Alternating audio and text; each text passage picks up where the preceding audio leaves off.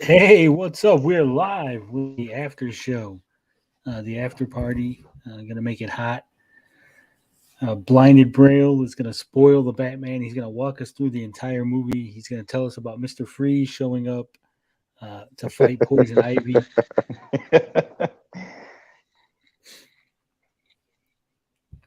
So, gentlemen, how do you feel about the last episode? You think we did a good job here? Yeah, they go solid. This is about two Yeah, hours. I Uh, think so. I think the PC's running good. I didn't have no issues, even though there was some lightning going on outside my window for some reason. Really.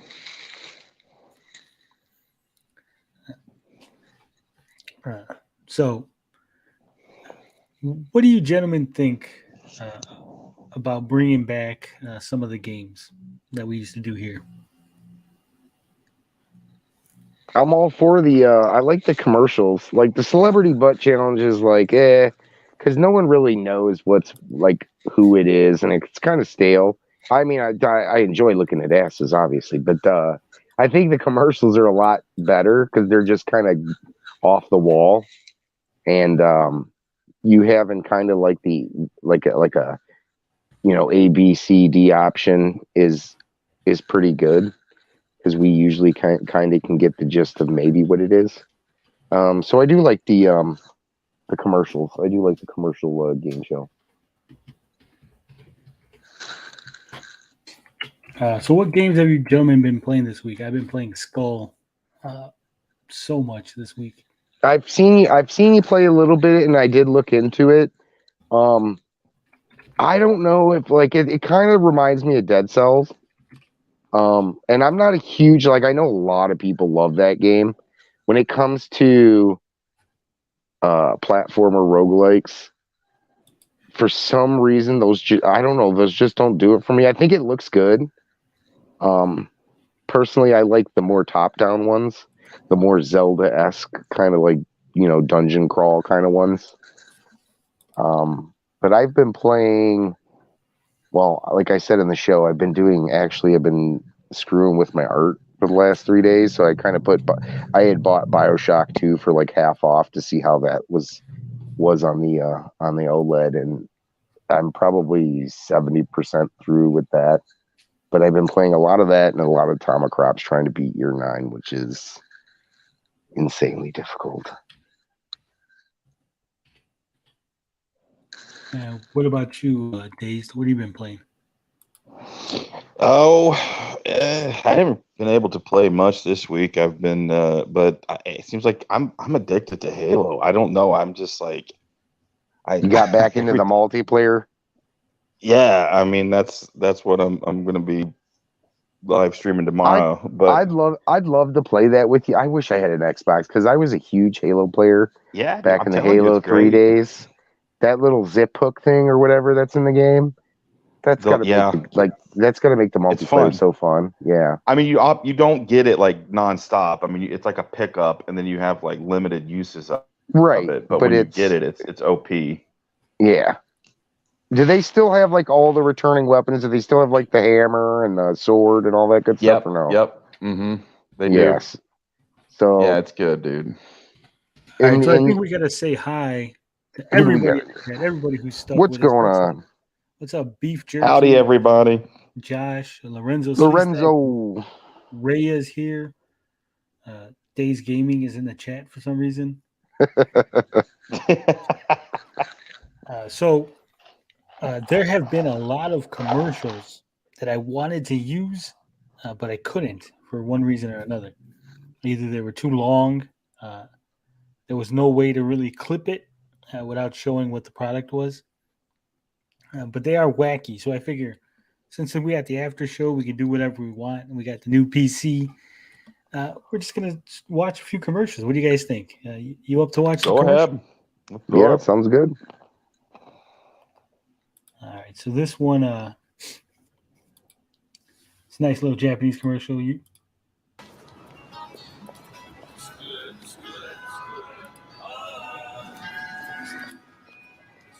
little too loud. Guy got his desk on his back, his table. This was like a 3-minute, 3-minute commercial. That's why I didn't play it. But just without even thinking too much, what do you guys think the commercial's about?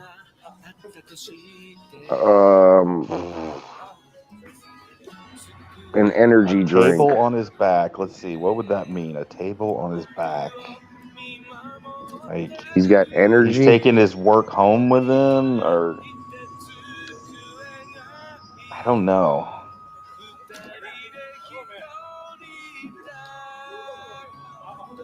He's a turtle.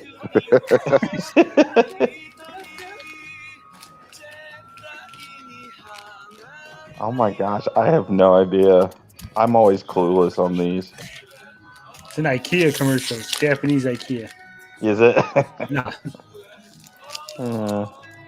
Damn.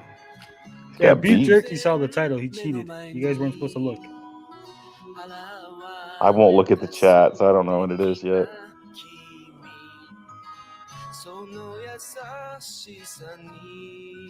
And yes, I am actually eating a beef stick right now.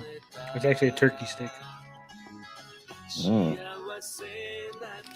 Free range turkey. So now he's met him a chick, and he's carrying around her stuff.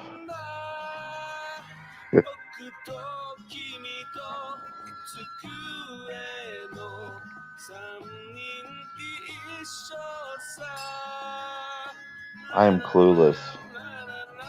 Come on, this is it's classic. Classic. Is it for roof tiles? Max says he fell asleep during the regular show and lack of noise woke him up.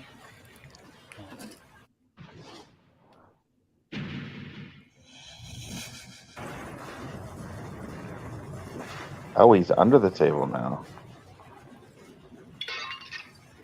Is it really? It's going to be a roof tile commercial, I swear to God. The latest Japanese superhero, Table Man. Yeah. Oh my God. He's dead. His poor table.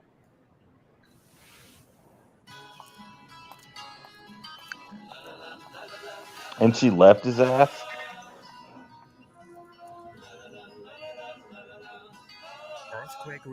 Oh my God. What is the deal with these roofing tile commercials? They like their roofing tiles. Yeah, roof tile commercials are crazy. All right, another crazy thing is Bob Sapp. I don't know if you know who Bob Sapp is.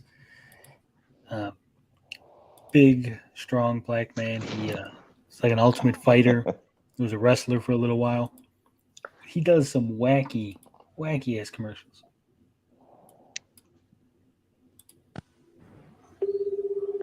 Butchike umane. Butchike umane. Butchi gumi ili baba sapa butcho. Butchike umane. Is this chewing gum? Demo, 790.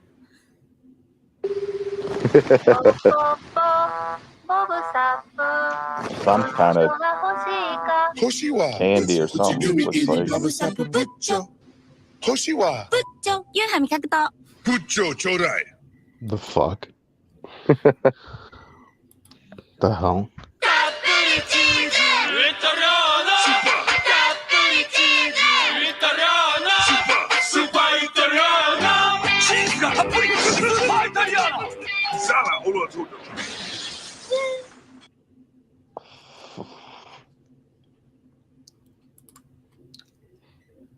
Bob Sapp is a national treasure. Yes.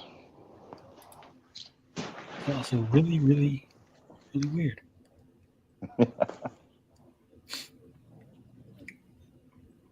Stop sharing this for a second here.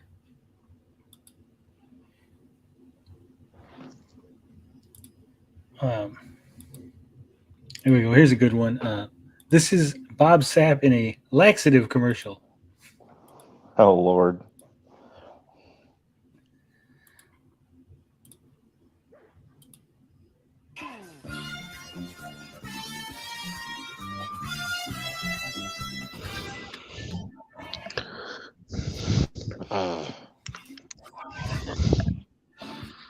Oh my god.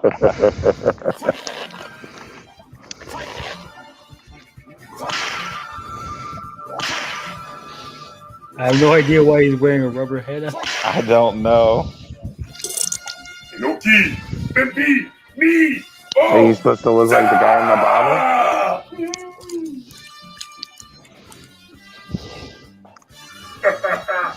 Pimpi this guy.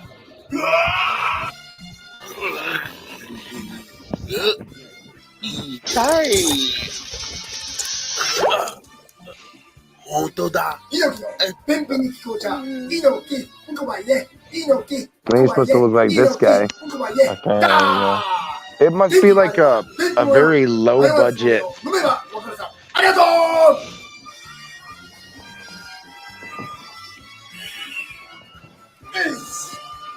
Yeah, Ninja Kid. He's making fun of Antonio Inoki. It's not a real commercial. Oh, okay. Oh my god. It looked very low budget.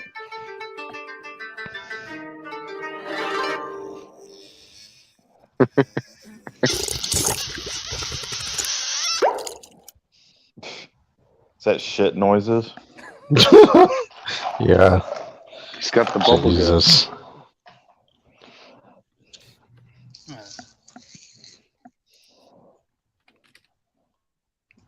Check down the over here. So what's going on, Blinded Bro? What? What games have you been playing? Oh yeah. Well, I said I beat Legends Arceus in the other stream. I put like 101 hours into that. That was like I could continue going too, but like after a certain point, you're just like, holy shit, I need to stop. Like when you get too deep into a game. So I started playing Link's Awakening. By the way, the frame rate in that game is terrible. It's awful. Gary, have you? Oh, I guess he left. I guess nobody else played Link's Awakening, but that game. Well, I'm here. What'd you say? Did you play Link's Awakening? For the new one, for the remake for the Yeah, Switch? the remake. The remake, Yeah. Yeah, what's up with the frame rate? It is so bad. So when you get to I can't remember what the one area is. There's a couple bad parts in the game that it kind of stutters. That was a big kind of a. You see, you get a couple drops here and there. It's not too bad, but it does have its occasional stuttering, and It's I mean, consistent. yeah, it It's happens very quite consistent. often, but it'll stutter and then it'll kind of go back to like 30 frames, but it does drop to like, I remember watching a, the guys that do the, the frame testing and all that stuff. And Yeah, it is Digital one of the Foundry. it's one of the games that, is more, it's in that game more than, other games, but Yeah. But it's not too bad. It'll take you out of the experience a little bit, but Yes. Yeah. I'll post this one.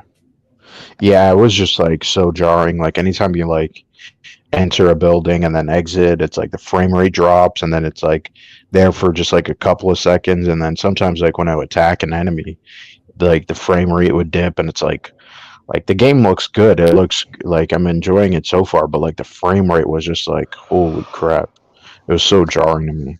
I think that's why they put like kind of like that blur effect on the kind of on the background stuff to I thought it was just like a tilted perspective. It's like a term of photography.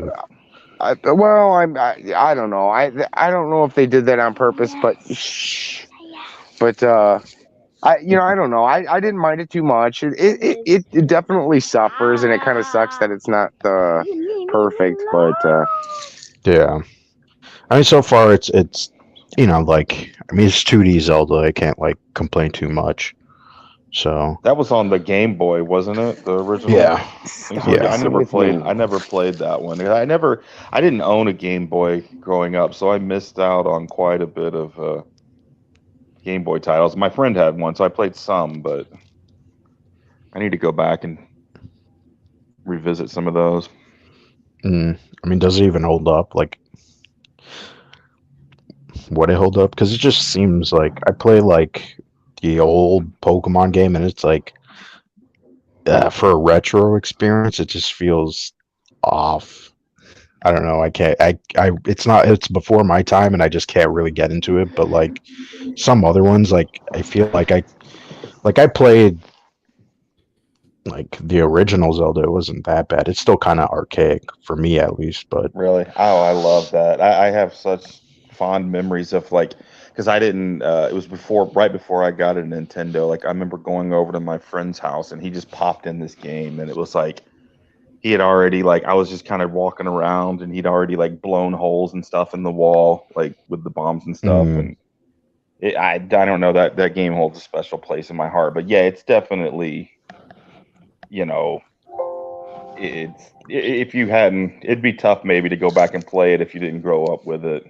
Which one's Yeah. that? Sorry, little guy's messing The with me. original Zelda. The original one. The first one for Yeah. NES.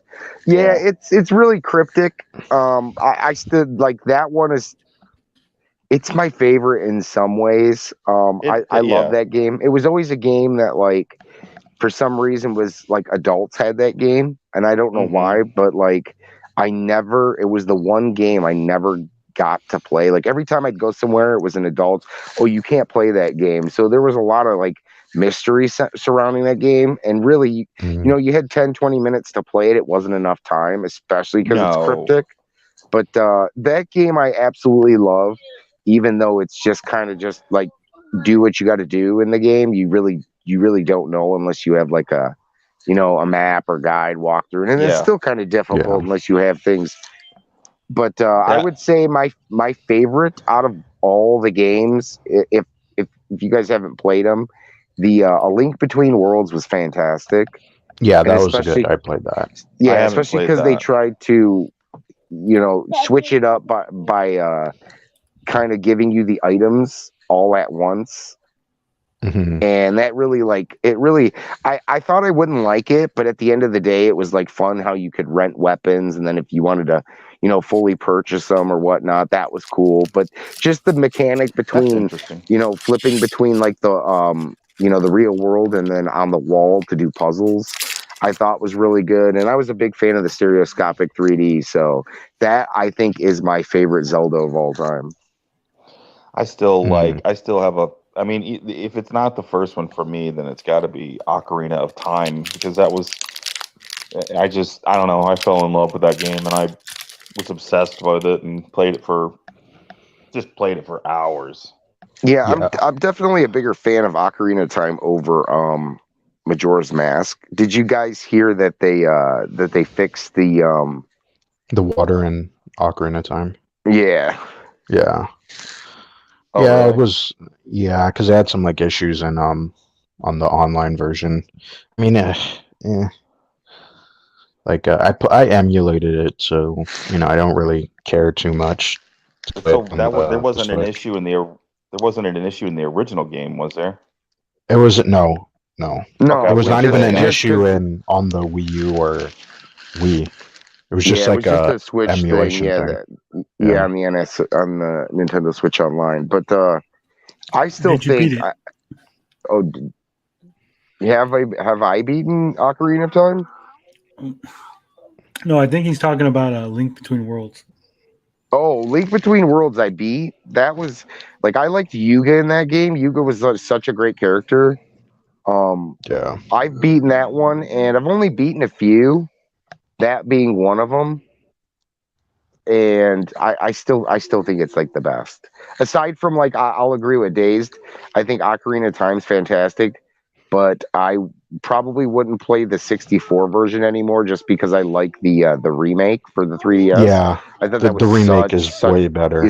Right, it was very well done. What did they do? Did they just like improve the graphics? Because I haven't played the remake on that. It is I mean, they did a lot to it. Like they improved, obviously, the controls, and Yeah, the I think they character fixed models the are. water temple completely. Well, The see, water yeah. temple is Well, the worst. the water Yeah. temple's not too bad because you actually have like you have the The bottom touch screen. screen, Yeah. right, so that you don't have to go in and out of your inventory to put on the Oh boots. wow. So yeah, Yeah. it makes a huge difference. I think he got jumped. But yeah, like the He's 3D. over here playing Kirby. I don't know. I this might be like an unpopular opinion, but I like the Nintendo 64 controller. Like Really? Oh wow. yes, I do. I don't know why. I guess because I was I must have been a freshman in college when when I first saw the Nintendo 64 when it came out, and I don't know, it feels good to me because I got really into Bond as well, and Mm. Goldeneye, and I was good at that game, man. Nobody ever beat me that I played, and I don't That's know, what we man. all say. No, I swear to God, man. Like we used to have parties at my house, and we would bring people from like other people would come in and challenge me, and I didn't lose, never lost. There's always one in the group because I was the same way. I had a buddy who swore the same thing. He's like, yeah, no one's ever beat me, and I said, we played on. Do you play turbo mode and the whole thing? Do you play turbo on it? No, I don't think so. Oh, Like with you the don't. cheat, the turbo cheat, like Yeah, you got to use turbo. Like turbo just speeds up the game so much. So like, that was one of the things that made us good. Like, and that might be a big difference because I don't know if there's a majority of players who play with turbo mode on, but that was something that me and my buddies always played. And then I kind of got everybody hooked. Like people would play it and they didn't like it at first, but they're like kind of coming back to it. They're like, yeah, this makes sense why you'd have turbo mode put on. But like turbo mode speeds it up so much to where it makes your reactions have to be a lot better. And then we'd always play like License to Kill.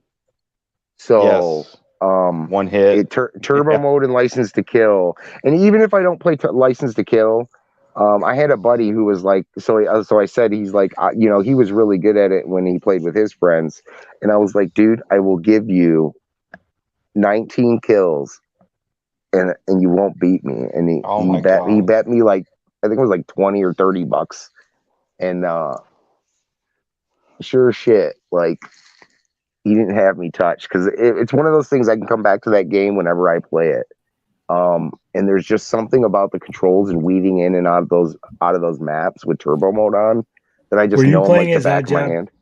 No, I play as Bond all the time. Yeah, I play as a regular character. I don't cheat. Yeah, he's off limits. Odd Job was not allowed. He's off limits, yeah, because he's cheap. He's like half the size, and then yeah, if you're playing anything like especially if you're playing like slaps or chops or whatever the hell it's called, you can't hit him. You can't hit him. Yeah, he's cheap.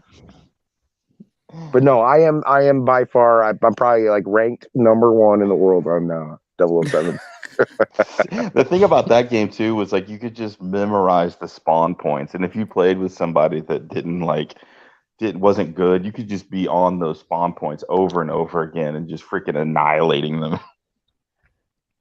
Always like playing proxy mines too. So you put the proxy mines all over the place, and but you knew, yeah. See, that's the thing. It's like once you get to the part where you like know where all the items are, the spawns. We didn't really play that cheap. Like we didn't play like spawn kills. We would let people spawn, but you're like screen watching, right? So yeah. Obviously, that's part of the game. It's not really cheap. Some people would. It's cheap. That's not cheating. It's part of the game. It's on your screen. Yeah, it's part of the game. No. You got to focus. You got to put dividers up. Nope. My favorite thing to do was we'd be like play facility, and you'd have facility rockets, and then somebody would start up in the like where they start up at the top, or they have to come down in the bathroom. And you could be on them and hitting them with rockets, and the fire would go through the wall. And you're like burning them when they're up in the vent. Now, see, that's like, I used to love doing that to people. See, that's one of the things they need to bring that game back out so that they could merge all the weapons in one run. Like if you want to play all, because as far as I'm concerned, you couldn't do all weapons in the game, right? Like you either had to have weapons. You could do power weapons, and then you that was the only thing that sucked is you couldn't have everything together. Yeah, and they should really bring it back out and then just mix everything with like assault rifles, lasers, prox mines. Like that would all be fun. That would be awesome. That'd be fun to have them all together, All right. Definitely. I want to take a look at this other commercial that I was going to show, but I thought it was a little too spicy for us. But I think we're going to watch it here on the after show because anything goes here. So fuck it. Nervous? Oh, don't worry about it, mate. You got the ring? What are you doing? It's in there's a pocket. Oh, no. Give me that. He's gonna get like totally naked. Yeah.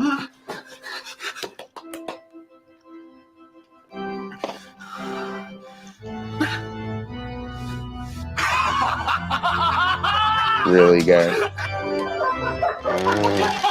Oh my god.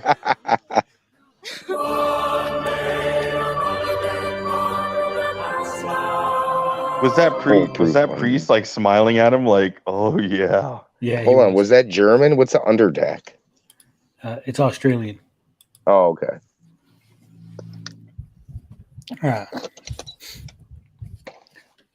I think we're gonna go ahead and take a look at some Intellivision Amico stuff we got. Oh goodness. Yeah, rip Amico After Dark. There's no Amico After Dark 2 weeks in a row. What can they talk about, man? Nothing. That's why there is no show. What are they going to talk about? How Intellivision's not refunding people their money back when they claimed that? Oh yeah, you get your money back. Go ahead. But then they probably didn't expect the number of people wanting their money back. Max Leonard says those are underwears with pockets. That's their whole gimmick. Proof underwear with pockets. But as we can see, Smash JT made a nice video here. Everything Tommy told me about Earthworm Jim 4 on Intellivision Amico, red flags. More lies. I have not watched that one yet. So, okay, before we start the video, I went back and watched Smash's video with the office tour when he was first invited there to take a look at the console and then the games and stuff like that. Does anybody know if he edited that video? Because it seems like he jumps from like there's a part in where they're showing the systems being where they were like tested or calibrated or whatever going through their tests, and he jumps to the part where they are talking about the console and how they're dampening the sound from placing the controllers on there.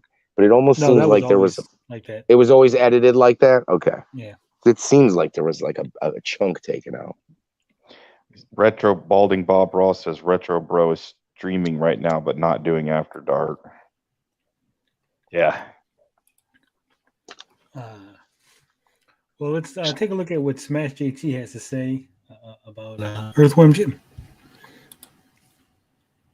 Guys, welcome to another episode of Smash JT. I wanted to talk a little bit about Earthworm Jim, the game for the Intellivision Amico that was, well, let's be honest, for the most part, the most hyped up game. The most hyped up people were about the Intellivision Amico. For a lot of people, it was the only thing they cared about. Earthworm Jim. What's going on with it? What's the status of it? What's it going to be like? When's it coming out? So I wanted to make a video. It's coming out later this year. Basically everything Tommy told me. First off, I don't like that word basically. Either tell us everything or don't tell us nothing, right? Right. It's basically shit.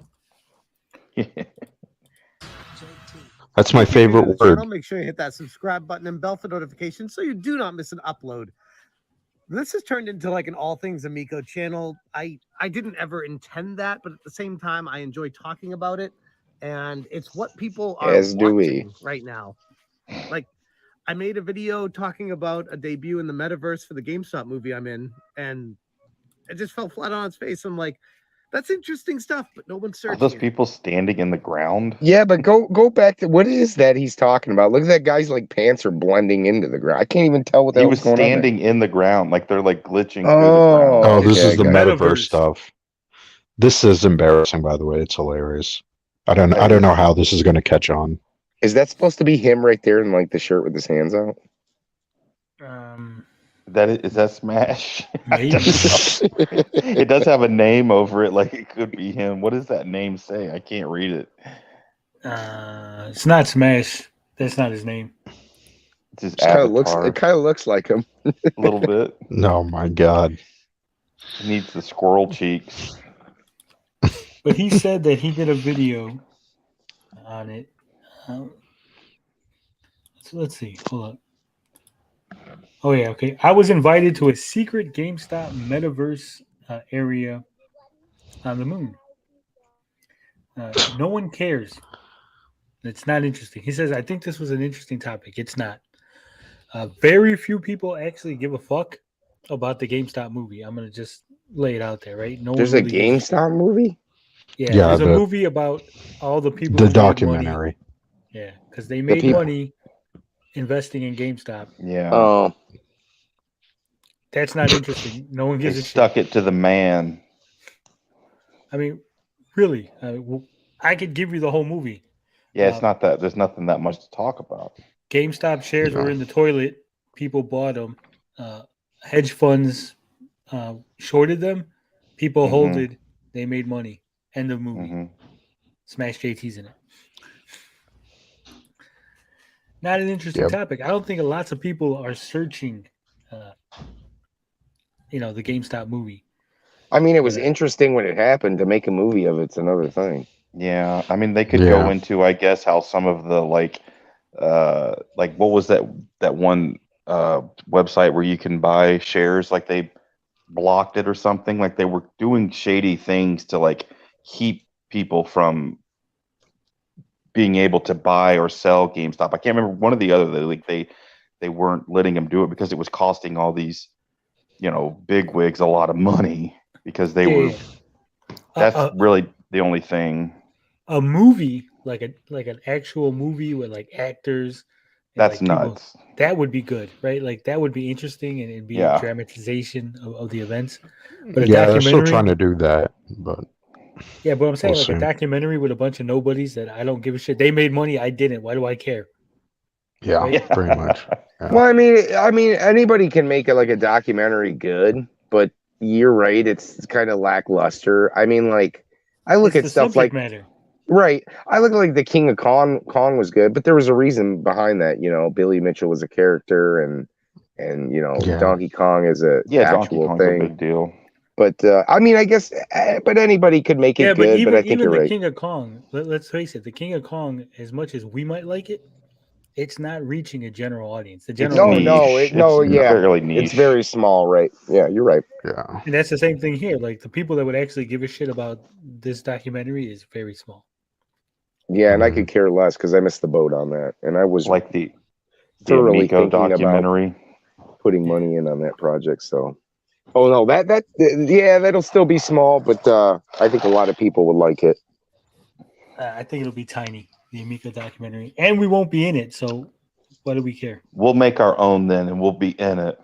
No, you will be in it, Tony. You got to. You have to. You got the shell. Yeah, maybe they'll just borrow the shell and show the shell in the documentary. They might, and they won't even give you credit for your name. Who had it? They'll digitally remove my name. Shell. Oh, I thought you meant shill. Oh my god.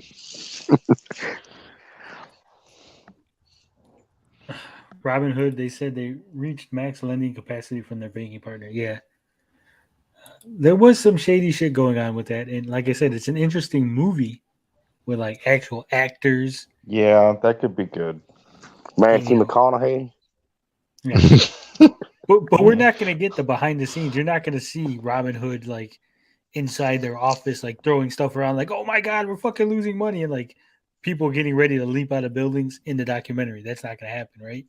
In a movie, we'll get that. We'll get like fucking hedge Yeah. fund people going crazy, and maybe a call to the president, like we got to fix this shit. But not in the That documentary. just shows you how rigged everything is, like to keep the little guy down. Like it just, we're not allowed to play with the big boys when Is their it? money. I don't know. I'm on the fence. I'm like 70-30. I don't know. That's what I took from it. It was kind of Because it was an unprecedented event. It wasn't like something anyone could ever plan for. Right. And You so could I have do got believe, into it. There's got to be people that were, Robin Hood were like, they weren't expecting it. Like, oh shit, we need money. We got no money. What do? They fail, like everyone else. Yeah, but if they fail, then how are they going to pay out all these people that bought the stocks? Oh well, fuck them. Fuck Smash That was my Carl take. Fuck 'em. Oh boy. All right, let's continue. The verse for the GameStop movie I'm in, and it just fell flat on its face. I'm like, that's interesting stuff, but no one's searching it. Welcome to the YouTube algorithm. We want Anyways, drama, Smash. Making a video here talking about Earthworm Jim 4. I believe that's the one we're on. 1 and 2 on the Super Nintendo. He's not already drunk, is he?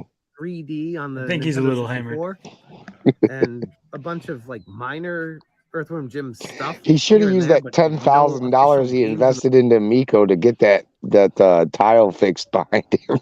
That one over there. Out busted tile, yeah. I'm waiting for the people to come out and be like, what are you doing in our pool?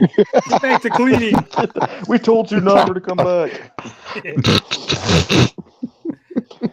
You're supposed to clean the pool, not sit in it. He uses the jacuzzi every time they go out. He's like the housekeeper when they leave for the weekend. He's in the jacuzzi. Shit. in the lineage outside of like Game Boy and Game Gear type stuff. So Earthworm Jim 4, that's where we're at. Debuted, what was it, August 2020? We're approaching 2 years from the reveal of the teaser trailer. And here's where I should have known better. There's like, Yep. I'm going through my mind right now on everything I talked to Tommy about. And things I question more, things I should have asked more questions about. Red flags, to just sum it up in 2 words. A red flag with the Earthworm Jim situation, and there were plenty, was, let's start with one of them. When Tommy was unsure of what the game was even going to be like, there were some interviews of him saying how it's going to be a party game, and then other interviews where he clarified saying, no, it's going to be just like Earthworm Jim. And then other interviews where he's like, well, they're still working out the details on it. You can never nail down like what it was he was actually focusing on with the game. And that's concerning in its own right.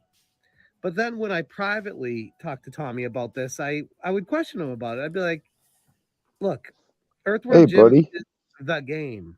It is the potential system seller. And Tommy's like, well, no, we're looking for the families, the moms and grandmas and the people that are gonna, this, that, the other thing. And I'm like, right. But Earthworm Jim, why would it be coming to this console that's supposed to be family friendly?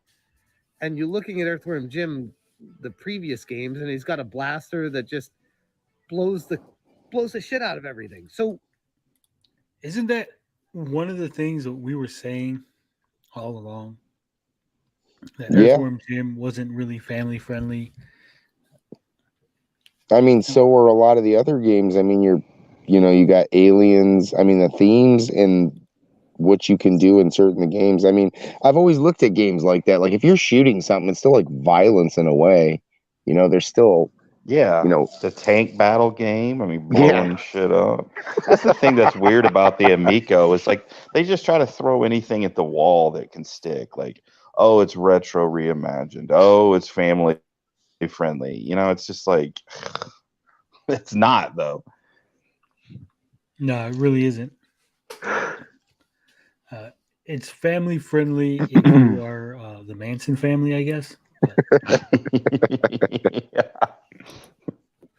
It's not really a family-friendly game from that perspective, especially in perspective of what Tommy had said in the past, how they're not going to have like Contra games and stuff because that involves shooting, but then they also said they could replace stuff with squirt guns.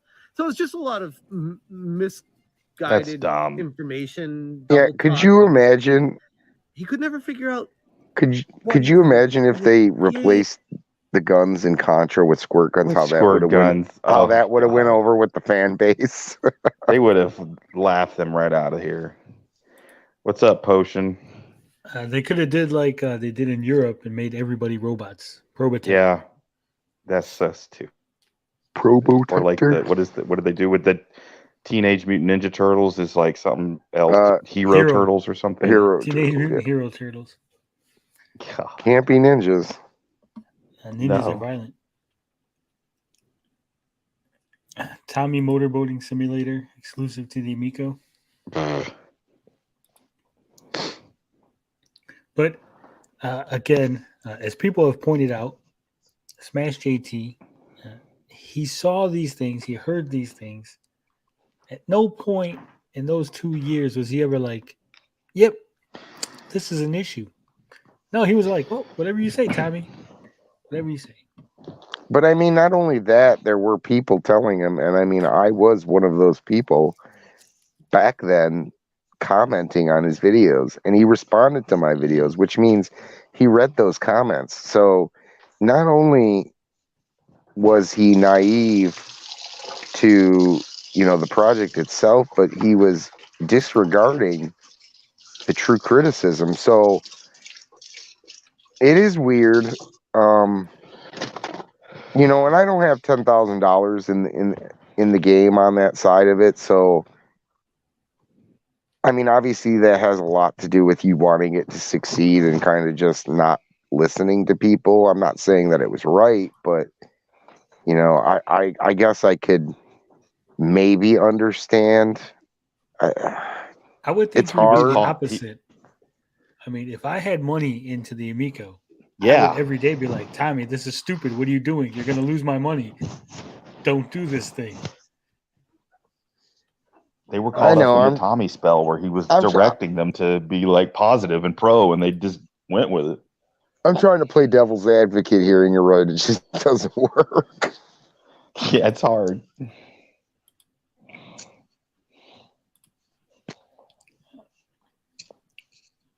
Moving on. And then I saw the teaser trailer, which literally gave zero insight to what people could expect. And come to find out later, that's all they had for the game. Huge red flag. There was no world built, no levels, nothing created, no plan on what to do with it. It was literally We all just knew that. a 20-second, if that, of Earthworm Jim on a beach walking back and forth. That's it. I mean, they specifically exits designed it stage to right. look like gameplay, which Never to be would seen I again. know. would And fool some usually, people. I mean, outside of Scam. Metroid Prime 4, usually, and Breath of the Wild 2, gigantic AAA titles, so keep that in mind too. But usually when there's a teaser, and Metroid Prime 4 didn't even have a teaser, it just had the logo. When there's a teaser trailer, the game at least had started development. This had none of that. There was an opening screen of him walking back and forth. I mean, we did talk about And the the Star thing that's Wars concerning teaser about trailer that- tonight, so it's not always the case where a game is in development when they show you a teaser. So I mean, there are the few rare cases that a teaser can exist without the development being started. Right. But they said it was made to look like gameplay footage. Yeah, like by looking at that it's Star Wars that deceptive, it's not. right? It was deceptive. There's a reason why he just doesn't land and walk off to the right of the screen. He went back and forth. They made you feel like, without It's a saying game. it, right, like there's somebody controlling that. I mean, it took me. Actually, Tommy did say that was all in-game footage. Did he? At one point? Wow. Yes, he did. Because people were questioning it. They were saying, "No, that looks like just animation, or it's a cutscene." Oh, He said, Jesus "No, Christ. that was in-game footage of Earthworm Jim being controlled with an Amico controller." Yeah, that's bullshit. And that was God. that was highly deceptive. So that so that he could purposely say that. I didn't realize that he said that. But yeah, I mean, it was so clear from the footage of why he ran to the left and then ran back to the right. It was purposely deceptive so that it looked like somebody was controlling him when no, it Exactly. wasn't. Because first of all, like I mean, I guess you can see the cut if I was looking at it objectively, like there is the cut where he comes off on the rocket, and that could have started right there, but 100% it was that was just it was concept. It was not Yeah. actual gameplay. All Tommy had to say is this is what we intend it to be, or something like that. But no, he has to double down and be like, it's Yeah. gameplay footage. Yeah, and then you're going to tell me that this screen real quick. We're going to share a different screen. Okay. Because we are the type of people that just do that shit. So this is the video on the official Intellivision channel. Can you see it, gentlemen? Do you see it? Mm-hmm. And it says right here in the description of the video, the original team that brought Earthworm Jim 1 and 2 to the world has reunited over 25 years later to bring a brand new Earthworm Jim experience to the masses. Using the unique Amico controller design and unique multiplayer capabilities, the new Earthworm Jim 4 game will only be available on Intellivision Amico. The first look sneak peek shows off the beautiful hand-drawn animation by the original team running within the game engine and within the gameplay experience. God. This is just another. I mean, I could understand it. I mean, I could understand it. It's definitely running within the game.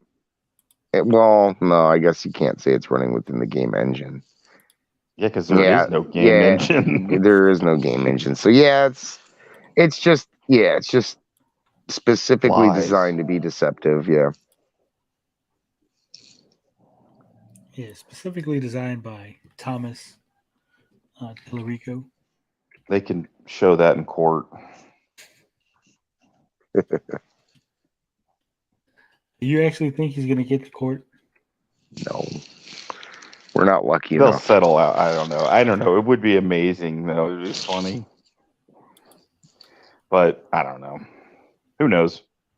It would be nice, though, right, to see him go up in front of a judge and be like, Tommy, Judges my are guy, haters. Look, we know what you were trying to do. Did you see Did you see the one where Billy Mitchell was having to talk to that judge, and the judge was just like not buying any of his bullshit? That's what I want to happen to Tommy. Exactly. Like you're not gonna fucking spin it in here in my courtroom. Yeah, who do you think you're talking to? Here, play it. You'll love it. We have. Have you played it, Judge? Have you played it? Has any of the jury played it? Because if they haven't, then I don't want to do it. We got free shirts and hats after this court case is adjourned. Yeah. Just feel the dial. You get a circle pad. You get a circle pad. Ninja Kitty says Tommy had elaborated later on that it was using a game engine and that it was real-time lighting and that it wasn't a movie. I'm pretty sure they quickly whipped something in Unity. Yeah. I think they took there's some sprite work. The running animation. They showed off the running animation first and then the Earthworm Jim trailer later. I'm pretty sure they just took the running animation and slapped it on top of a background that moved. Jesus. Yeah, it was booty. Because there is just an animation. Because that's the thing that Mike Dietz was trying to make a NFT of. Smash here is tuning in. It's tiltable, Judge. It's the biggest D-pad ever. Smash is dialing in. Yeah, he's dialing it in. He's getting the messages from Tommy. I can hear you, Right. Tommy. Is, I mean, just being real about it, it just, looking back in hindsight, it strikes me as desperation to prop up a facade to get more investor money to this project. If you don't actually have a game created, you're just selling ideas to people, but implying the underlying, tone is that when there's a teaser, it means the game's being worked on. But in this case, it wasn't, and that was a big red flag. Again, talking to Tommy, I was like, you need to stop everything you're doing and put all attention on Earthworm Jim 4 and have this game launch with the console. Like, that would be the killer app, literally, that would sell the systems. It would be a system seller for a ton of people in the retro game community. And yeah, obviously it has nothing to do with Intellivision, but I mean, who cares? Who cares? It's like you're trying to sell a game console. So I said this to Tommy. He's like, oh yeah, wouldn't that be something? That'd be cool, but we're nowhere near ready with that game. We're so far along in development of everything else. We're not gonna stop those and start on Earthworm Jim 4. So by that logic, they literally had zero intention of getting this game out anytime soon. And that's giving them a little bit too much credit, but we'll give the credit. We'll trust in Tommy and that this game was going to be coming out eventually. But I think realistically, the more we look at the Intellivision Amico, none of this was coming to fruition. It was all just selling promises, empty promises, lies. None of this was anything. But the fact that they went The forward lies were and real. showed that trailer at E3, just in hindsight, especially Captain Hindsight here, it puts in perspective everything of what the Intellivision was trying to do, and that is sell the dream and worry about the problem afterwards. After you sell it to people, get the money and work on the stuff after you get the money. And I mean, there's something to be said for that. It's called scam. That's what's to be said about that. If you Mhm. sell lies or a dream without any actual product, you are scamming people. I think we can all agree to that, can't we? Yep. I would agree. Mama didn't raise no fool.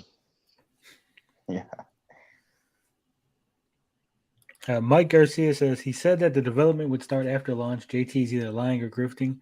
No, actually, when it first showed up, it was not saying that the development would start after launch. He said that the game would launch after launch. You don't start development and then finish it within a month. So obviously the game was supposed to be worked on, so that way a year after launch it would be ready. And really the whole point is with all the games that they have, which have all been like 99.9% done, they were only adding stuff because of the chip shortage and everything else. Have they gotten any more work done on it? No. So I mean that pretty much sums it up right there. That's why you haven't seen footage of more Night Stalker, more footage of the games that we haven't seen. Where's MLB? Does Tommy still have the rights to the MLB game? So Did he ever? I don't think he did. No. Assuming this was not a scam, that was the way they were going about it. And they got the money and didn't work on it. So I'm left here just wondering, why would they show this stuff, get the money, not work on it, and not make the consoles? I know I'm kind of So going they off could the get rails more here, money but from investors and put it in the their whole own Earthworm Jim pockets. it's such a red flag for the console. all of us should have seen. Well, some of us did see it. Yes. He did say that all of us should have seen, so not all of you. Some of y'all didn't. No, we saw it. You guys Yeah, we the did. cult. They did. 'Cause they were I mean, blinded. I even remember I remember seeing that was E3, right? That Earthworm Jim was released, or no? That was before E3. No, that was Slightly before. That was the August 5th. That was a year before. Okay, so but I remember specifically having talks and debates with people because there were like two, like he says at the beginning of the video, there were two groups. There was a group that remembers the original video, that which is their very first video if you go back and actually watch on their channel. Their very first video was the group of the core team of the Earthworm Jim guys, and they really were talking about it being a party game.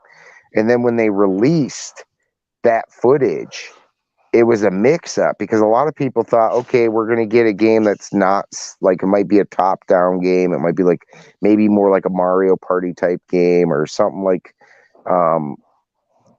it's just something different, right? Like with mini games. And then we got that footage and it looked like, well, wow, Earthworm Jim is going to be in the vein of, Earthworm Jim and Earthworm Jim 2. Well, So what it's kind of happened was you missed it, Gary, because he was talking about it being different from the original game. That they already did a platformer. They were going to do something different. right. And Pat and Ian already got on it and was like, hey, it's not going to be a platformer. It's going to be a party game. And that's why Tommy's like, no, they're wrong. They don't know what they're talking about. It's not going to be a party game.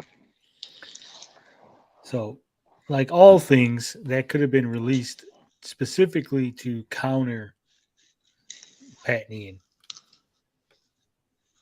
Oh my god, Yeah. that's probably exactly it. That is so insane. That is Well, insane. we're Yeah, not it dealing finishes with up. normal. No, No. not even close. But I think we were just so enamored by the idea of more retro in our lives coming back to life and reimagining, revisiting what we grew up with back in the day, and having the ability to play it on a modernish console was exciting. At least to You could play retro games on a modern console. Yeah. These guys live in some sort of parallel universe where there's no retro games on the PlayStation or the Xbox or the Switch. Yeah. I mean, they have a whole arcade archives series of games that come out. They just came out with a bunch more. Yeah, the amount of games are staggering at this point. to me it was. So when I reached out to Tommy and asked him about that and trying to make it a launch game for the console, it was immediately shot down. And granted, this was 2 years ago. So I don't know if they're any further along on it, but based off the current situation, I would imagine they're not. Smash needs a shave. He doesn't look good with his stubble. Looks like a drunk. Hey, we got Zack Snyder in the chat. Yeah. We just ignore people like that. And Tom Holland. And that's really sad if that's the case, because investors like me were sold on the idea of stuff that was happening and coming down the road eventually that realistically had no road to progress. It was an idea that was being peddled to get more investors. That's Earthworm Jim 4 in a nutshell. Mhm. Does that mean it can't come out? No, I don't know. I don't know. I'm just saying, like, there were so many red flags along He the still way, wants to and believe. now we see the die He wants to avoid getting sued. No. It can still come out, guys. Don't sue me. No, it's never coming up. situation that the Intellivision company is in right now, with zero progress on what should have been a flagship game, turned into a red flag. multiple red flags with Earthworm Jim 4. So I had multiple conversations with Tommy about it, and he always kind of just brushed it away. Like it was never important to him. I found that interesting. No, you didn't. You didn't find it interesting. You find it interesting now, 2 years later. You didn't find it interesting then. That's the issue. You guys, give you some more insight to what I was thinking as I was in communication with Tommy along the way. I'm going to leave it right there. Thanks so much I for still watching. don't understand. Should we discuss that? Like we were pretty. I think we were pretty easy on Smash when he came in. We could have really jumped down his throat, but I mean, I don't think there's anything we're really going to get from him. I mean, these are all things we knew, at least, like, yeah. you know, I mean, I'm not going to say everybody here or here in the chat, like, knew everything. I mean, obviously, there's been guys that have unraveled. Mike Garcia, you're 100% wrong. It was not a post-launch project. It was a post-launch debut. The game was supposed to come out 1 year after launch. That means you have to work on it the previous year. Okay, if it was supposed to launch in 2020 and Earthworm Jim was supposed to come out in 2021, you would have to start work on Earthworm Jim in 2020.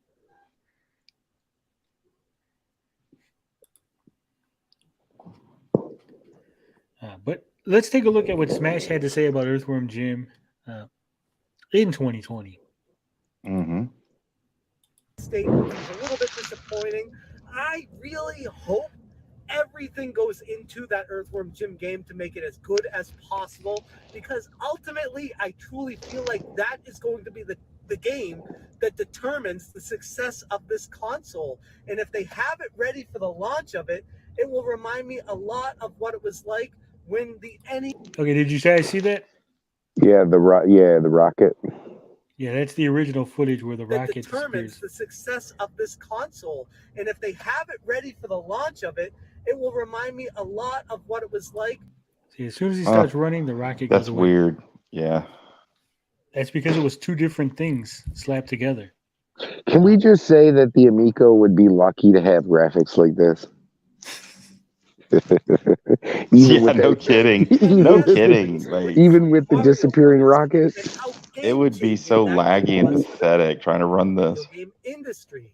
This is a known commodity. This mascot should be plastered all over the Intellivision, everywhere they get a chance to. They haven't been doing that, which is fine. But if it were me, I'd be putting Earthworm Jim everywhere. Like, this is their selling point, and it's exciting to see that they have a major name property coming to the console.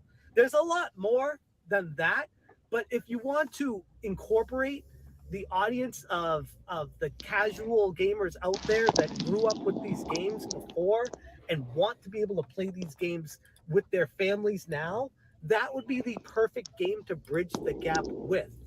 But ultimately, even without that launching on... Mike, you keep talking out of your ass. They didn't want to wait to get retail numbers before starting. That narrative didn't start until after they started delaying the console. The original thing was it was supposed to be a 1 year after launch game.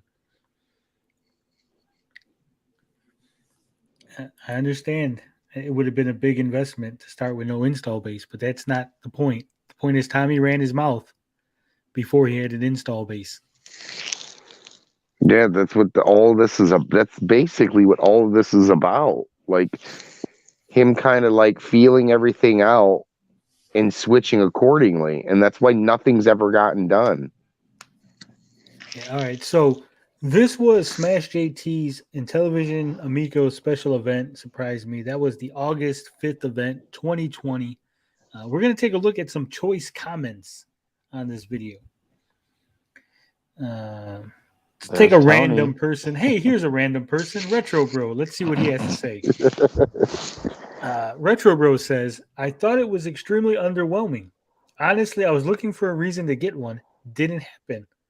I'll be having Tommy on my channel. So Retro Bro was not impressed with the August 5th event. Interesting. Next random person. Next random person that we're gonna take is There's Atari Creep. hey, here's a retro Relic bro gamer. Let's see what Retro Bro has to say. At 2 minutes and 40 seconds, he says, "Come on, bro, they all look like phone games. I am far from a hater, maybe a little cynical, but hoping for the best."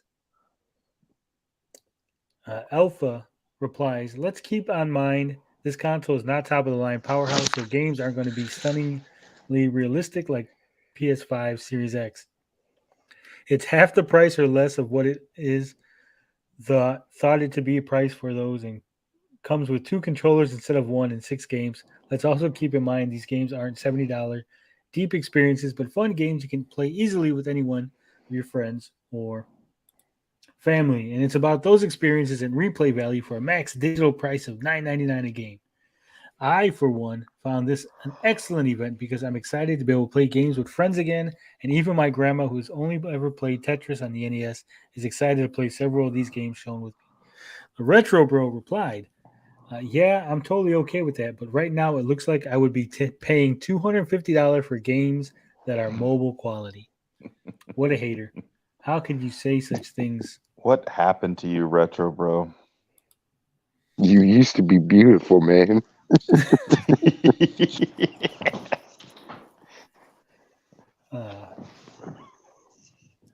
He used to be a hater. And then he talked to Tommy. Ninja Kitty needs to do a Jackie Brown video where Samuel L. Jackson is who should be like Tommy and Retro Bro. He gets shot in the van. Yeah. Retro Bro was swayed by Tommy's clout. Yeah. Let's see what else is going on in the Amico sphere.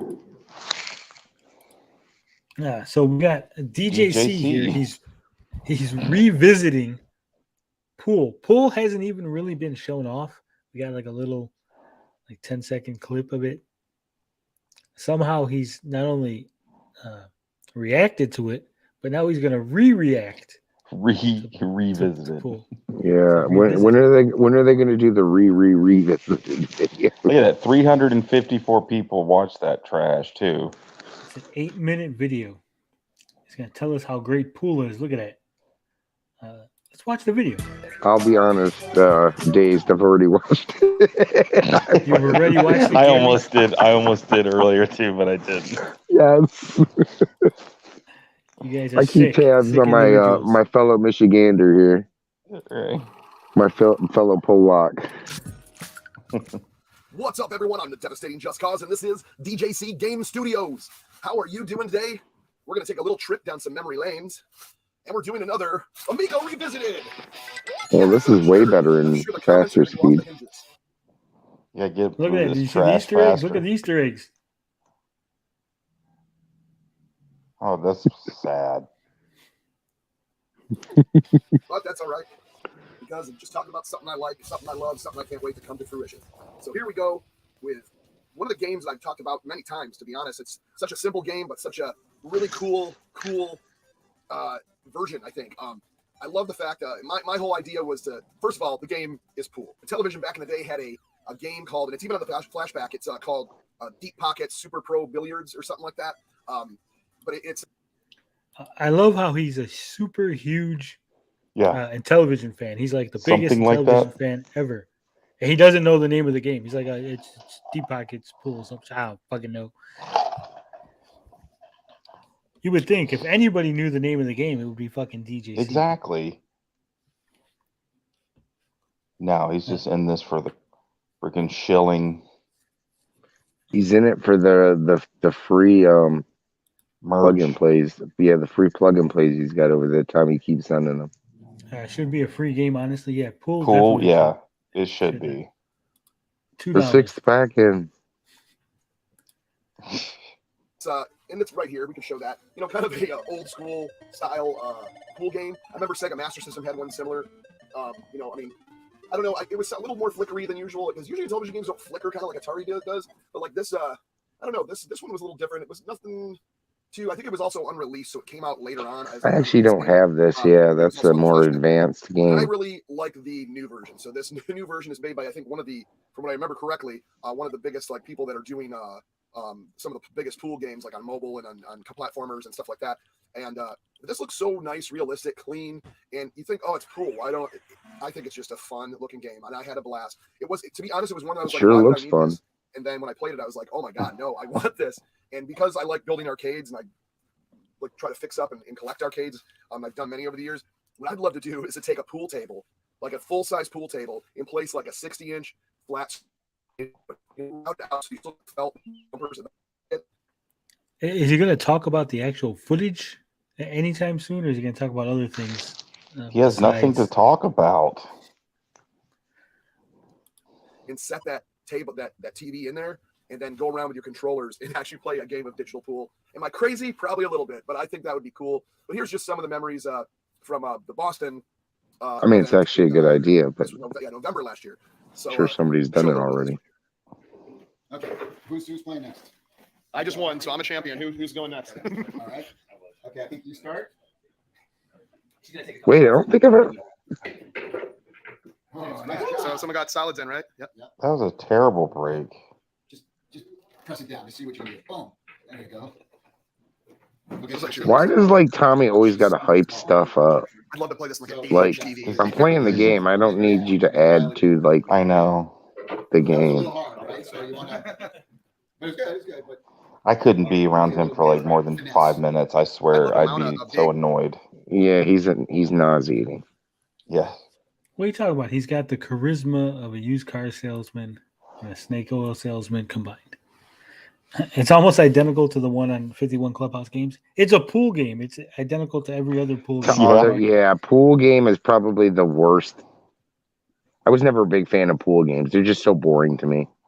The last time I think I played pool games was like on Yahoo or AOL, one of those where you could play like people online. That was like 20 years ago.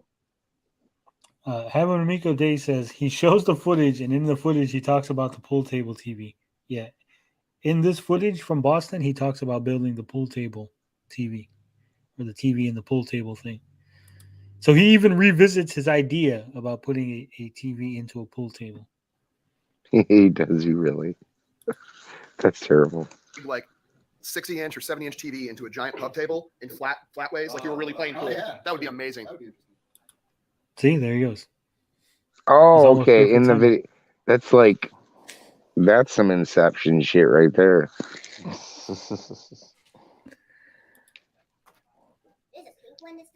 Yeah, we're gonna make.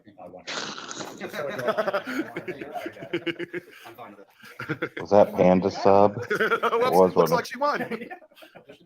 Next, Hey, Mr. Vegas, we're talking there. Yeah, right.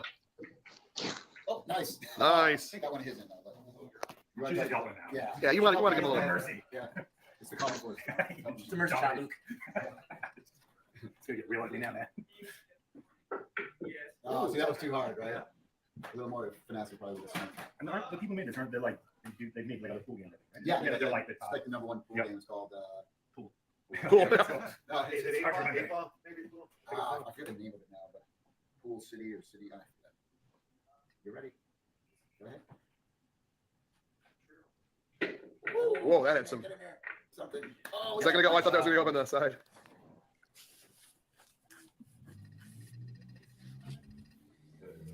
Okay, that was- So is the computer players, is that the one with the names are all the computer players? Yeah, Oh, that's yeah. awesome. So that was just my little memory. Not too long of a video.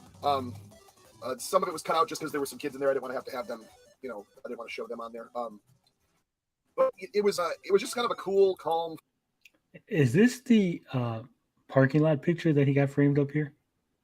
Yes. Jeez. Yeah. Oh my God. dude. Memories. Fun, relaxing game, and a lot of people don't think that the casual market is like what this is for. So it's like for someone that casually would play that on their phone, to have to play that like in a group setting would be really fun for them. They have a pool game on damn near every system out there. Hmm. Ninja Kitty says, "Does the Amico control use motion controls to hit the ball, such as swinging the controller back and then moving it forward to hit the ball?" I don't think so. I think that's it's why- you swipe Right. on the screen. And that's why I think he didn't show the footage. He's full of shit because all he had to do was blur the kids out or whatever, and they didn't show the footage specifically because they didn't want to show how the controller was being used. Pong Show says it was Panda and Rab. Ben, what's going on? I thought you were done with the Amico. Not that we don't appreciate you being here. He was done with it on his channel. I don't think he's done coming to get his little fix. Yeah, what you need. Ninja Kitty says Tommy hypes games up because he's so insecure of the games being able to sell themselves. Yes. Yeah. Yes. Yeah, that sounds about Like, right. what was that game he was playing where he was like spinning around going wee? Remember that? I vaguely remember that. I don't remember what game it was. What's up, Dean TV? Dean TV's in the house. What's up? Hyperscan doesn't have a pool game? Yeah. Sorry. I said major consoles. You can play a pool game on the mobile. Again, I don't know if people realize this, but most modern TVs allow you to cast from your phone onto the TV.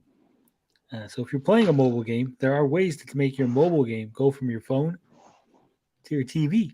Are we sure that that wasn't a mobile game being cast on TV? Running on the Amico engine. Well, I'm not sure it's not a mobile game that they didn't port over because the developer of that is Pool Legends, and Pool Legends makes mobile pool games. I'm sure if we dug deep enough, we'd find it. But really, do we need to dig deep I into know. a pool game? No.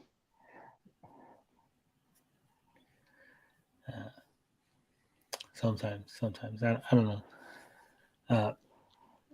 Gen X Gamer, he did a nice little video on the Game Wave, calling it the daddy to the... Wait, can I say something? What's that? How come we got so much shit on that Street Fighter video? That was fucking insane. Because I'm like going through the comments now, and I'm like, I don't even remember saying that we shit on Xbox. Like, I'm like, what the hell? I think it was from something that I said, yeah. But the funny thing is I messaged him and said that I am an Xbox guy. All my fighters are at that generation are on 360, and I have a tournament fight stick. So I don't know. Maybe it was. Like I'm pretty like I don't know. Like two guys. Like we kind of made it clear that we were not like too into the competitive side, and we said that we liked.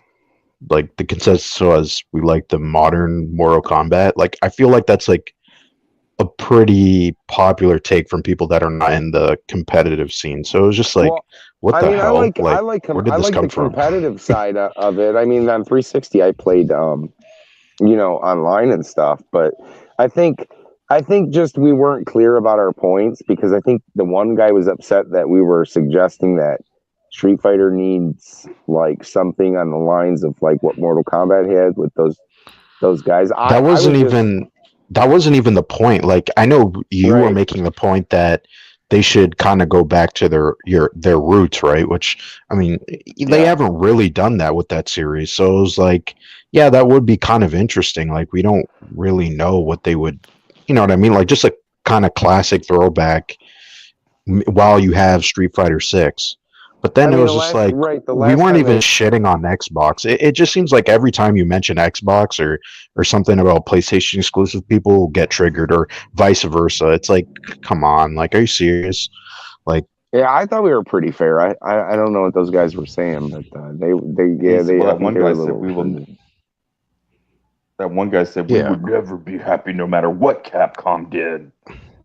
Yeah, and it was like, what? Like we just talked about. Two franchises that were kind of meh. I thought generally that was the consensus amongst the community with the last Street Fighter, wasn't it? That it was kind of like I mean, like no one really talked about it. Like, you know what I mean? Like, it's not. I don't know. Maybe it's just that sphere I was around, but it's like it wasn't like that like game changing. Like, I see more people talking about Mortal Kombat 11 than Street Fighter 5. So it's like, I don't know. I just thought that was weird because it was like, how did like that video kind of got some traction, but it was like, where did this all come from? Let's see more Street Fighter I was not videos. expecting that. Yeah, well, as far as the Street Fighter goes, Street Fighter 3 was not well received. The original Street Fighter 3, people didn't like it. It changed too much. It was sluggish compared to Turbo. You had Turbo and Hyper Fighting, and then you had Street Fighter 3. It wasn't until the third update. What is it? Alpha? No, because you got Street Fighter 3. There's like Second Impact and Third Strike. By Third Strike, then people were on board with the Street Fighter 3 game. But the first two, they didn't really like it. Especially because Street Fighter 3 had removed so many of the Street Fighter 2 characters. Remember, it was just Ken and Ryu were the only two in Street Fighter 3 originally.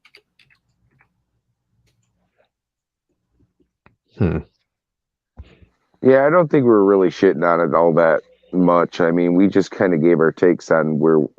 Personally, I thought the series should just go back to its roots with like a new 2D modernization of the series. But hey, everybody's got their own opinion, so I don't know. I know, but they were going a little hard. Like, that one guy was like, "You guys are fucking stupid, and this take is stupid." It's like, yeah, your take is stupid, but we gotta agree with you. Like, you can't just like agree to disagree. Like, it's just like, what the fuck? I don't get it. It's like, I've never seen this guy, so it was like, I mean, I just thought it was weird. And that's why I wanted to bring it up, because I was like, I never seen that in our comments. Yeah, it was definitely something new. So in the original Street Fighter 3, you had Ryu, Ken, Alex, Dudley, Alina, Ibuki, Necro, Oro, Sean, Yun and Yang, and Gil. So only 2 characters came from the previous game. People were not happy about that. Sagat, Akuma, Chun-Li, Cammy, all gone.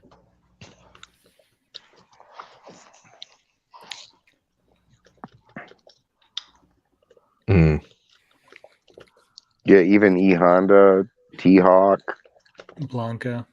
Yeah, Dalsum. Yeah, you can't remove all that. See, the problem is I have like those were all like the PlayStation days. Like, I'm vaguely familiar with those, and not because like I just wasn't playing fighters at that time. I think I was playing Final Fantasy and stuff like that. I think I moved on to Tekken already by then. Yeah, that's true. Tekken and Virtual Fighter. I'm trying to think of the other ones. Let me see. When did Street Fighter 3 come out? I mean, those are PlayStation days. Dark Stalker. I think a lot of people were playing Dark Stalker stuff. Street Fighter 3 came out in 2000 in the US. No, 97. My bad. Dreamcast was in 2000, but in 1997 we had Street Fighter 3, and I believe Tekken 3 came out in 97. Yeah, and it was already vastly superior.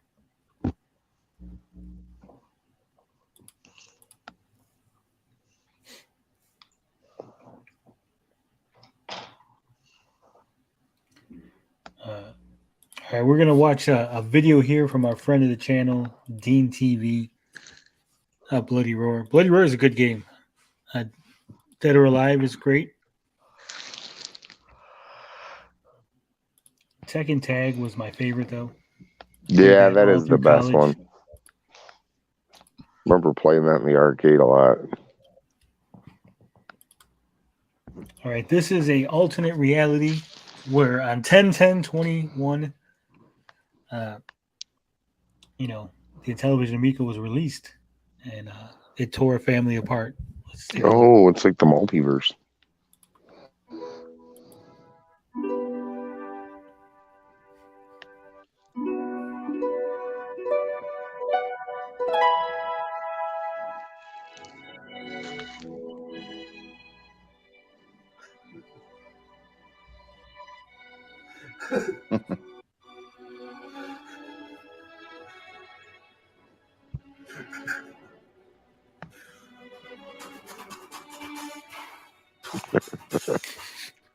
This is Smash JT right now.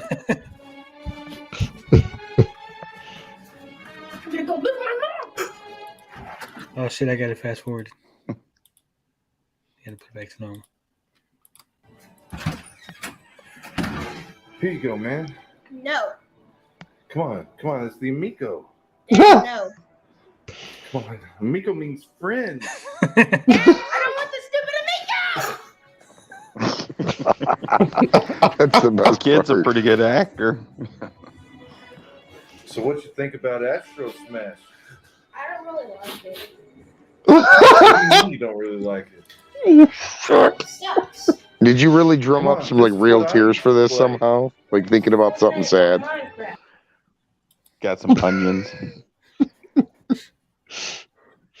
Oh Look at that shit! face. That is the face of a father whose son has rejected the Amico. Yeah, Ben, I think that eventually, if the Astro Smash is actually finished, if the game exists, it'll be on Steam. To be honest, I think it's the only game that's done. Because they showed so much of it, right? Yeah, that has to be the only game that's done. If any game is done, that game is done. You can't reveal your secrets, Dean. He says he used eye drops. You're breaking the illusion. You're breaking the immersion. I'm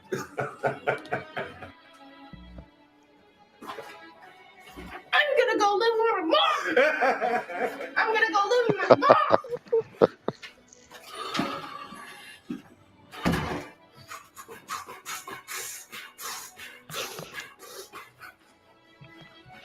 I'm gonna go live with my mom.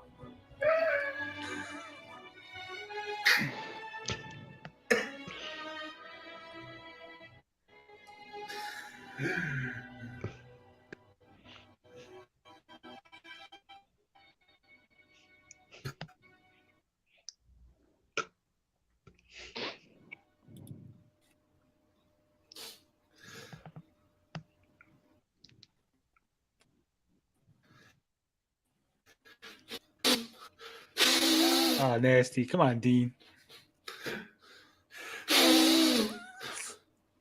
Gross.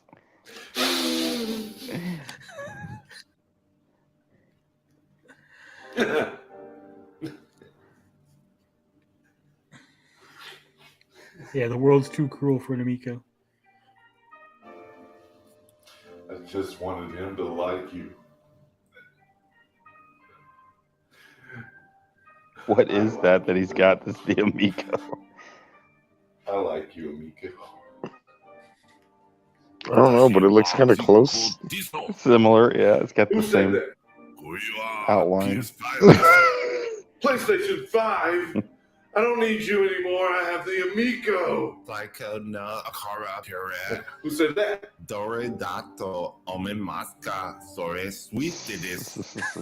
Nintendo Switch.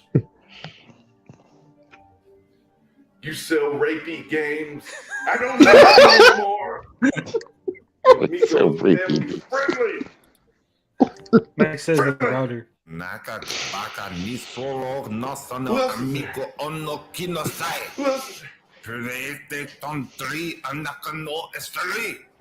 It's like Greedo. PlayStation 3.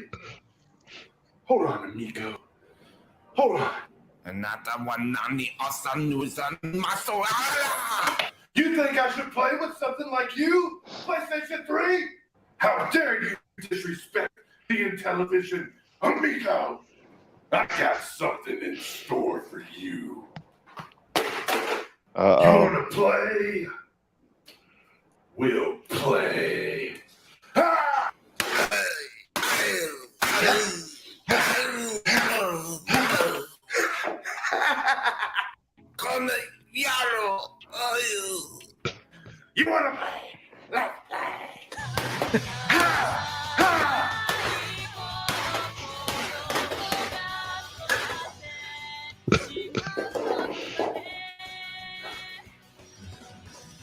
Catch up.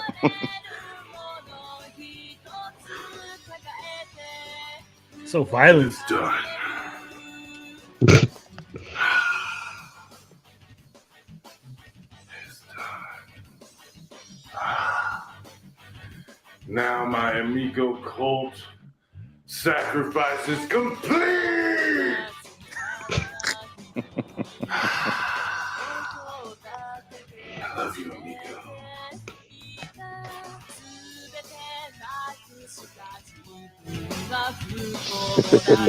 Oh my god.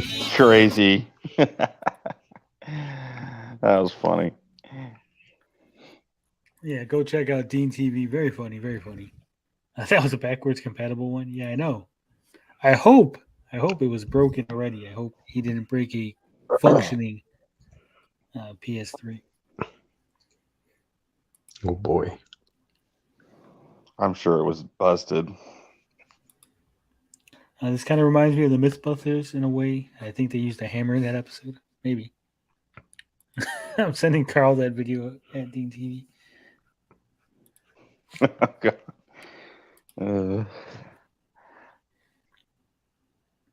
Yeah. So anything else you gentlemen want to discuss tonight? I don't think we want to watch Amico videos all night long.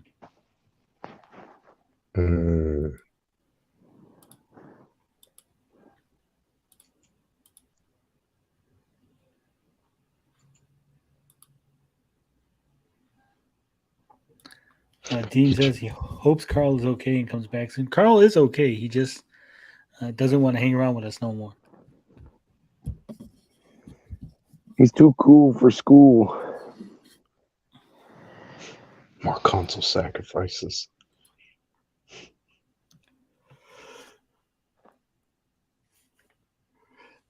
That's the only way the thing is getting made. Yeah, you got to break open your PS3 and get us some chips.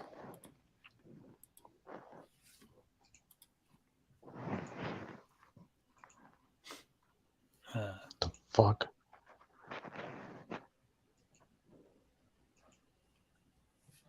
Oh, if we wait till 8:30 in the morning, Gen X Gamer is premiering a new video. Never work for free. YouTubers don't work for free. It can come home.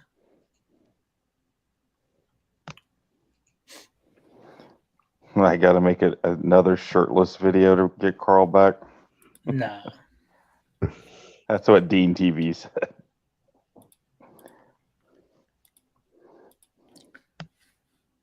Carl's mad at me this time.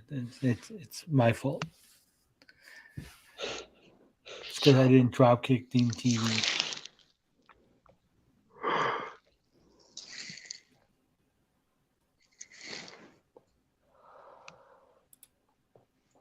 We don't got nobody streaming. We got Saggy Melons is streaming right now. Let's check in with Saggy. Oh boy. We're gonna run off all the audience. It's kind of a slow day. Yeah, it is a slow day. She's streaming something about Eric July versus Jody's Corner. No idea. I know who Eric July is. Yeah, I saw that. That was kind of hilarious. He got fucking BTFO'd Jody's Corner. Diddy, it's about time because that fucking Eric July sucks. Hey, Potion Sword Run says hi, Tony. Well, I mean, Eric July kind of, he kind of beat him in, so kind of won with that one. It was hilarious, though. What 12 I think video? That.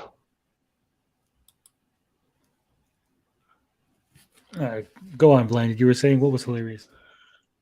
Oh, I don't know. I don't know if people would be into it, but like the clip is just hilarious. It's like Jody, like 12 o'clock in the morning, just like sitting there with his buddies, and they're like, it just looks really odd, and they're like going back and forth, cussing each other out. It's just like, dude, man, Jody's Corner is such a joke. Holy shit.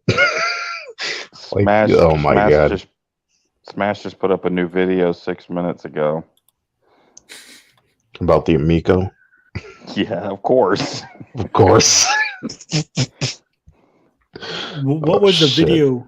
The Jody's Corner video. What was it? Because he's got a bunch of them.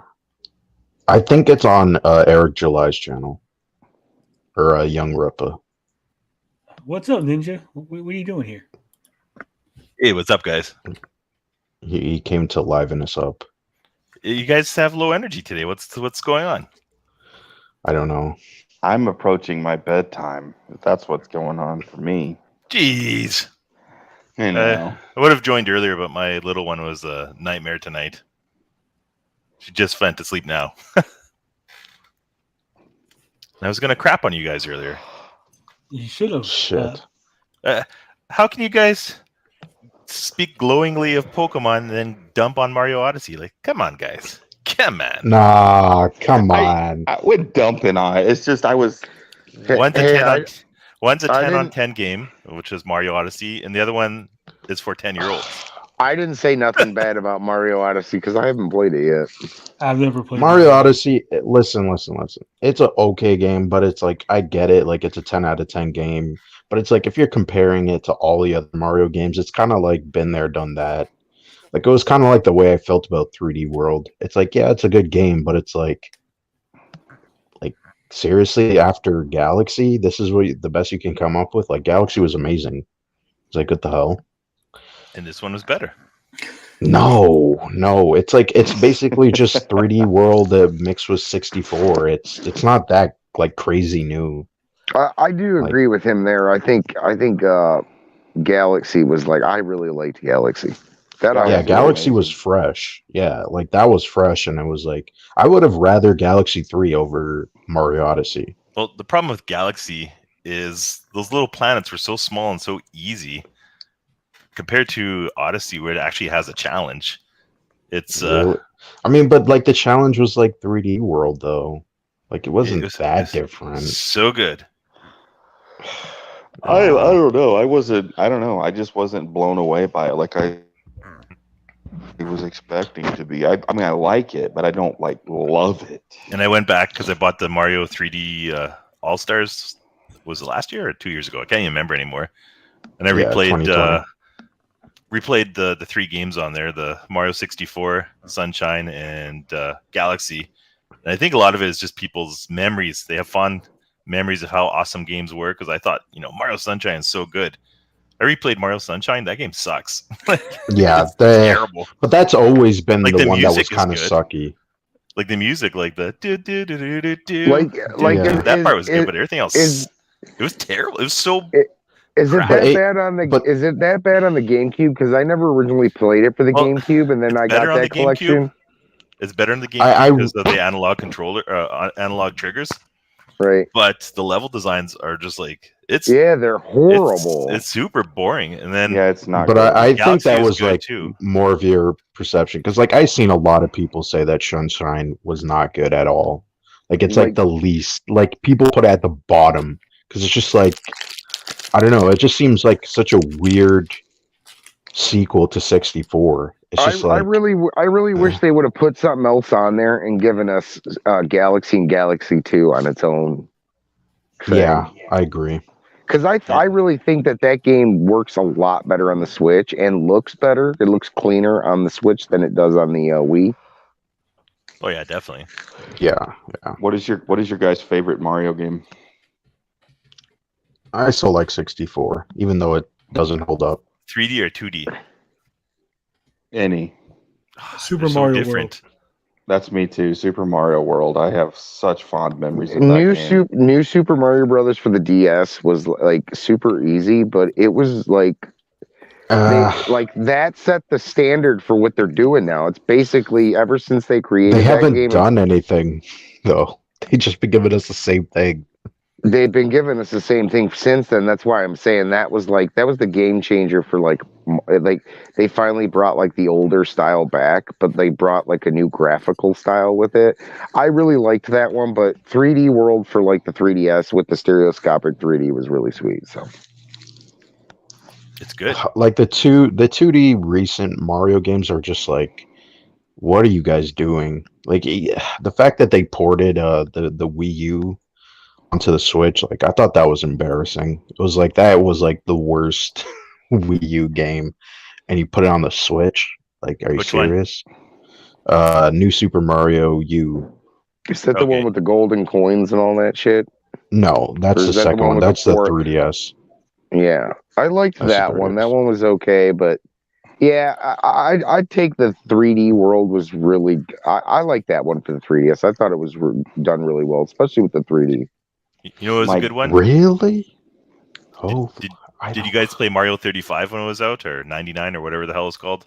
Oh, you're talking about No, I the Tetris didn't. thing? The that one I played like crazy, like obscene amounts, to a point where I'd like win every single match. But those were awesome. They should do more of those with the newer games, because once you get really good at I never good. played those. Are those aren't out anymore, right? They took them away. Yeah, it makes no sense. Yeah. I never played that because it was kind of just like a mini type thing. I didn't have no interest in playing it. So we all agree that Mario Galaxy is the shittiest one, right? Though I've never played Are, it. are we kind of? Are we? No, we do not agree with that take, Ninja No. Kitty. No, Hold on. So it's are we? good. It's so are just we not t- Odyssey level good. Are we talking about like all Mario games though? Because like I Lost did enjoy Levels like when they did the Mario Puzzles and Dragons. That was really fun. Well, technically, Mario Maker 2, I had tons of fun, but I also had tons of terrible times because for every good level, there's like 20 terrible levels. So. Yeah, But the I still good need to levels pick were that one really up. well done. Mario is missing. That's the best Mario game. No, that's awful. So the Paper Mario the Paper Mario that they just did, that's like regular Paper Mario. They haven't done a They haven't done a Mario and Luigi on the Switch, right? Yeah, they haven't. But that Paper Mario that's game. what they need. They're not doing Mario and Luigi because that studio they disbanded it. So unless they someone else really? makes it, yeah. Well, Yeah. somebody else will probably make it down the road, but I like the Mario and Luigi games probably the Those are good. best out of the Mario series. I think it just didn't perform well because they just pumped out like too many of them back to back. The best one is either Superstar Saga was really good, or Partners in Time was good too. But I like the Dream. What was it? The Dream Team. Yeah, that was really solid. Did you guys? What about Mario RPG? The one from so the Mike G, Super Nintendo? Mike G said Mario RPG. That game is good. That's a I'm fun not game. a big. People love that game. I'm not a big fan of that one. I like it. It's fun. I mean, I thought it was charming. It's good. Did you play the Paper Mario Origami King? That's the newest one? No, I haven't. Not that one yet. No. I enjoy it. Like for my kid, it was good, but for a person who likes challenge, it is. It's stupid easy. Yeah. Yes. The That was Paper something Mario like games that. recently have just been abysmal. Ever since the 3DS, yeah. It's ever since like Sticker Star, yeah, they've become very easy. Yeah, they're it's still kind of charming sad. though and funny though. They Yeah, have but charm. like the one that was, I don't know. They dropped ball. I don't know why they did. It just Well, Origami King is awesome for a 9-year-old girl because that's the level of difficulty my kid. That's what my kid is. For her, it's perfect, but for me, that's why. Like I'll watch. It's fun to watch, but it's so boring to play. yeah, that whole mechanic just wasn't interesting. The whole like circle and stomp on them. It's just like I don't know what they were thinking with that. No, I knew it as soon as I seen it. I was like, boring. I'd rather have Mario and Luigi because the Mario and Luigi games are at least like. I like the fact that like you can time your hits. You do like the Final Fantasy pull the trigger type, get a little bit of damage bonus. I always like that aspect, and for some reason in that game, it's like it is super easy to do, but it's super easy to mess up too. Like when you overthink it, and part of that was like the best thing about like Dream Team was that I think you got graded on the battles, so the better you did, the more points or whatever you got. Yeah. So it became not just like, okay, it's easy, but you don't even want to fuck up because you might fuck up and you might screw your chances up to get a better score. And then Yeah. even when you're like leveling up, you know, you had certain times where you would get like a 3 or a 1, and that would affect it. So there was a lot more to those games than you know, even though they were easy, but I didn't mind those being easy. Yeah, they need to come out with a new I saw Go kind of Go. like RPG one.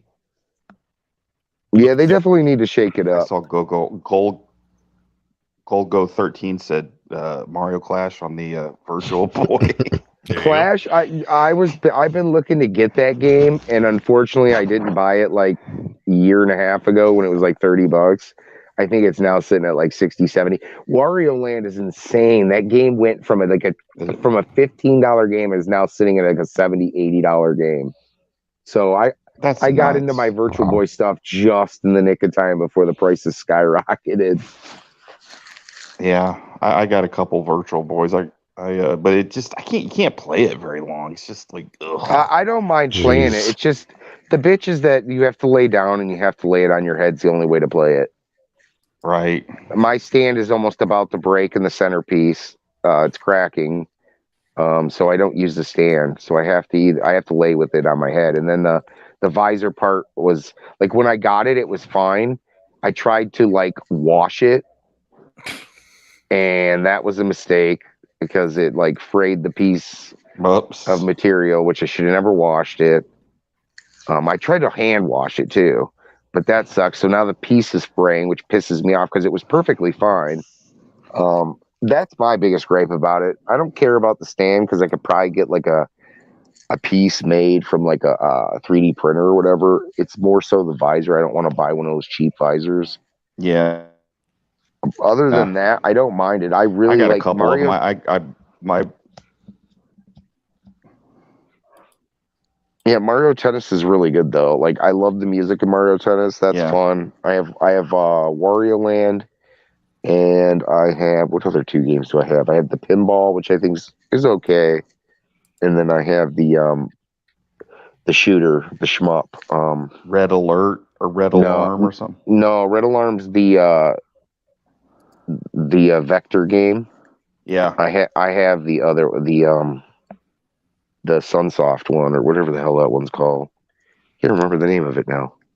Let me look it up. I don't have that many. I've only got a couple games. Red Rum. I found I had a Virtual Boy. My wife bought me for Christmas, and then literally like 6 months later, I went to a yard sale and found one in a box for $50. Nice. Oh, and I snagged it, dude. Was it in really good shape too? It was missing the visor part, like the black part around it, but I already had one. It's like in perfect condition. So I was like, I'm not going to turn it down to have like the box for it and have like another one, like a backup, you know? So. Okay. So that's it. I got Teleraboxer, which I think is like a game you should have. And then the other game is, oh my God, the system alone is up to $350 now. That's nuts. 350. And Vertical Force. Vertical Force is the shooter, which I think that one's really solid. Yeah, so when I got mine, I bought mine from a game store. It was broken. They said the eye wasn't working, but it looked like it was in immaculate shape. They wanted like $90 for it, and I said, well, since it's not working, are you guys willing to sell it? They said they had to talk to their manager. They came back and they were like $50, but we have to like wait like a week to release it. And I was actually there with a guy at the time that I was game hunting with, and he was trying to play coy because he wanted it. And the day I snatched it, I called him up and went over there and bought it for $50. He was so pissed because he actually works on like electronics. He knows how to like repair like everything. He just doesn't do it as a hobby. That's his job. And he was so upset with me that I bought it. And I was like, yeah, well now you can fix it, right? And he's like, no, I'm not fixing that for you. So I actually had to send it off to the guy there's like 2 dudes on eBay you can get it fixed from. I sent it to the one that has had like, he's fixed like hundreds of them. And I talked the guy down from like, I think it was like 80 or $70 that he charged. I talked him down to like 50. So Wow. at the end of the day, it cost me about $100 to get it up and running and working the way it should be. So now it's good to go. Can you replace that like the black part around it, like the like where that's what I'm missing on the one in the box, like that little black whatever piece it is, where the visor actually pops onto. Yeah. Yeah, you can replace. You mean if you can get pieces now? I don't know if they do sell a kit with the foam piece. I don't know if that actually has that clip-on piece. So you need that piece. Otherwise, I don't think you can get it. The only pieces I know you can replace are the stand, the little medallion that's in the middle that holds the stand together, and the in the actually padded foam visor part. Otherwise, I don't that's think what I need on that second one. Yeah. Otherwise, the plastic piece that holds the foam, I don't think you can get that. I'll have to pull it out and take a look at it. I'll send you a picture of it, maybe, and see what you think. And you're like IP. Have you had any problems with yours? Do you know if it was repaired or anything like that? The one that I have, the one my wife got me, no, it works fine. I haven't had any problems with it. Yeah, because at first I tried to do like the stupid like a few of the methods. At first, because I didn't realize it was more serious than it actually was, so I tried to heat it up to see if that would work. The heat gun, yeah, I saw that people do that. And I knew I had to be like really careful with it, and that really didn't solve it. So I went down the list and I was like, oh shit, it's gonna need one of these, needs to be resoldered and the glue needs to be removed type shit. So I just sent it off. I didn't give a fuck. I sold an Atari 7800 to a guy, and I was like, fuck it, I'll use that money to pay for it. So I was good to go. But yeah, I can't believe they're going for $350 now. When I got mine fixed, it was only like I think 110. That's what they were worth, and the games weren't really worth all that much. But since COVID and everything, they've absolutely skyrocketed. So I'm glad to have it now. No. Yeah. I did not get my $100 back, Bob Z. Yeah, not yet. No money, no email, no nothing. I think they're keeping my money. Yep. I hope not. You could use the $100. You know what you can buy? You can buy Mario Odyssey for $100. Oh man. This is why the Pro Amico side says they don't mind. They're leaving their 100 in. It's not that they're leaving their 100 in. They just can't get it fucking back. Exactly. Oh, fellas, I'm gonna have to hop off. It's getting a little late for me. I'm an old man. Days. It's been fun. Days. It's been fun. Sorry, I wish I See could ya. hang out longer with you, Ninja Kitty. I haven't got to talk to you in a while, but It's all good. all right. I'll talk to you guys later. Have a good night. See ya. For me, Bob, it's been since Wednesday. I know some people it's been since Monday that they've asked for a refund. No refund. So we're only looking at Thursday, Friday, and Saturday. We can't count tomorrow. Obviously, it's not a business day, and I don't expect it to be initiated by Monday. But when we get to the Wednesday mark, and then most certainly when we get to the Friday mark, if he hasn't seen anything or heard back, that's a bad sign. Especially, I'm sure that Pat posted something on Twitter yesterday. And if he'll continue up with that, like if you read the post, he's like telling people to make a big stink about it. So yeah, it's not a good fucking look for a company that's family friendly and has more news about an upcoming thing. It just looks to me like they're trying to buy some time so that they can swindle the rest of this money, if that's indeed what they're trying to do. They took the bag and ran. That's what they did. Yeah, I seen your Twitter post. Or no, that was Ninja Kitty's Twitter post with the that pig. was his. I had the one with the piggy. Yeah, see, Steven said last summer I had my money refunded within an hour. Exactly. I've heard few In people fact, say it was no longer responding to emails. Yep. well. In fact, it was like that but not a couple weeks ago, right before they even sent out the message. People Yeah, were able to Brett get their. Weiss got his refund last week. Yeah, that's why when I seen the message on Wednesday, I was like, "Shit, I need to get a refund." And yes, I was too late. Too late. Well, why would they put out that statement of like the silence, the period of silence after they said that they were going to make an announcement? Because they've been trying to buy more time, and at least that's what it looks like to me. I mean, correct me if I'm wrong, Tony. Doesn't it seem like they're trying to buy every little bit of time that they can? It just seems really bizarre though, because it's like they kept promising. I know that they do this, but it's just like holy crap! It wasn't even a full month, and you're just gonna keep your promise. Freaking insane. But it was a short month. Don't you realize that? That's not the excuse though. Like, come on, you can't use that excuse. Like, that's I know. crazy. That's what Saggy says, though. Saggy says, I know you're "Show being my-" sarcastic, yeah, but it's crazy. I said, Saggy, they knew what month it was. February didn't suddenly like they got rid of 2 days. Like, hey, we're getting rid of the last 2 days of the month. Does nobody have a calendar, a smartphone, a computer? Come Yeah, on. it's not a surprise that February is 28 days. Gary, they might not because they're stuck in like 1993. So, but even then, why not just come out and say or say like, hey, like it can we're either gonna make an announcement, if not, we'll give like an update. You know what I mean? Like, why not just keep it vague? Like, why be so like definitive and then you got to go back on your promise? It just doesn't make any sense. Because of the Start Engine campaign.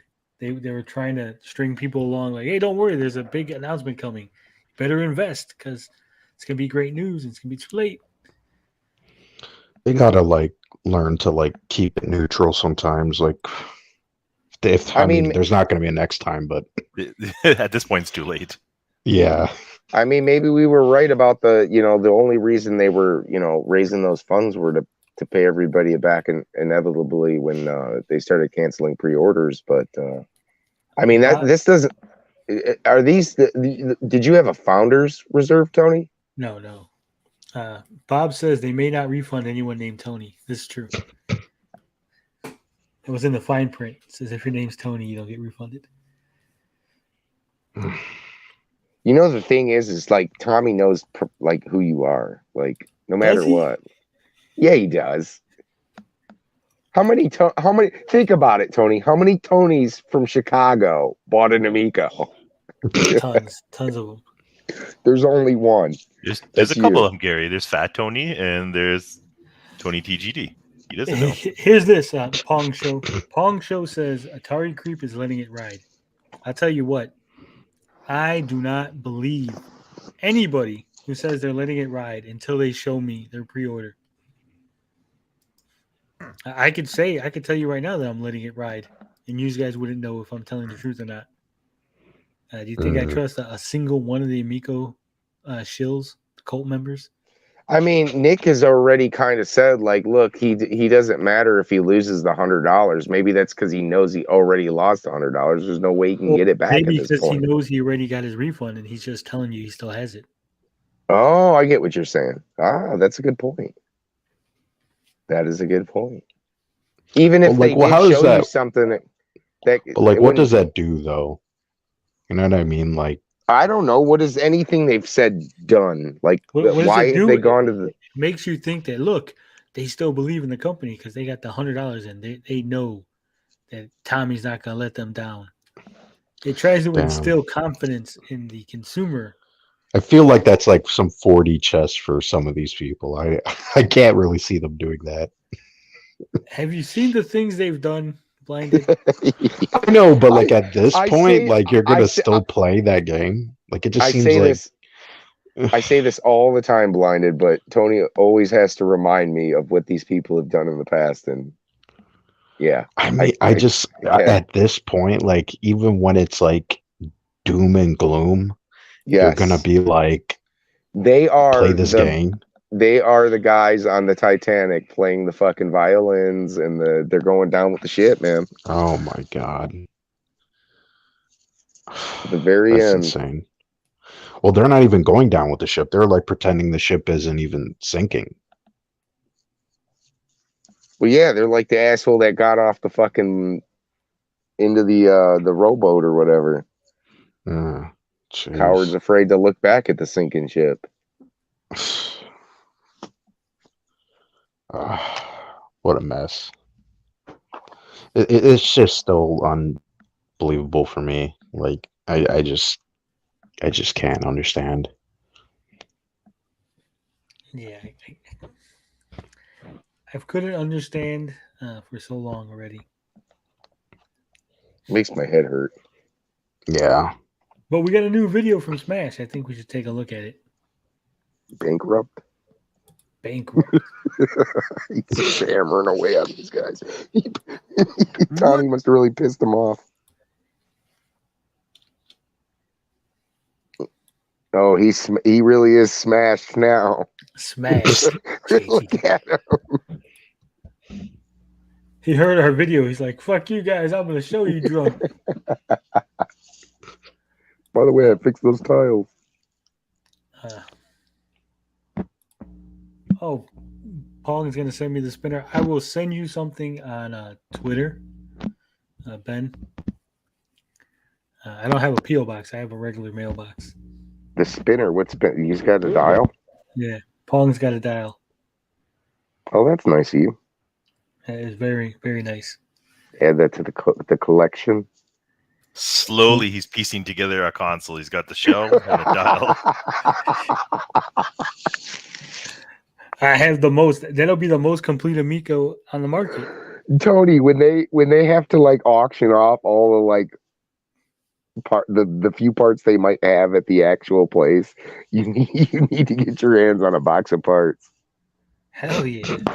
You'd be the only one to assemble a console. Let's see what Smashed JT has to say. Grim future reality of Intellivision Amico. What's going on, guys? Welcome to... Oh shit! I got to unmute this. Sorry, Boomer.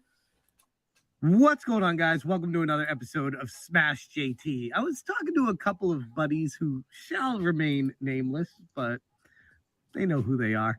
And I was discussing the potential outcomes, the future lineage of what could become of the Intellivision Amico after that letter that Phil Adams sent out last week, discussing how they are in conversations and potential mergers or deals and whatever discussions they're having with these potential clients or investors or whatever. I just got to say this. The lighting in his jacuzzi, hot tub, swimming pool always makes it look like the water's so hot, like because it's red. Imagine Smash is just boiling.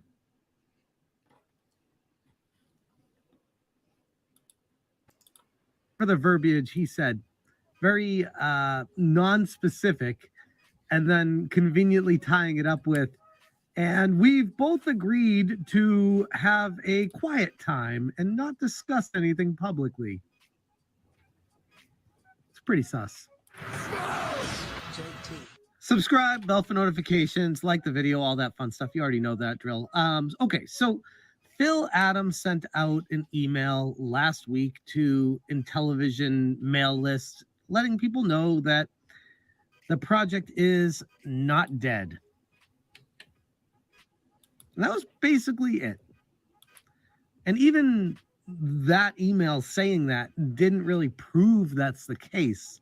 If anything, it's just more words from a company that's lied over and over and over and over. Well, I could just keep saying that again, time and time again, until the cows come home. They have not been truthful with their audience. So there's nothing to lead me to believe that email held any water at all. Gotta have faith. Especially because it didn't have any specific information to... What's that?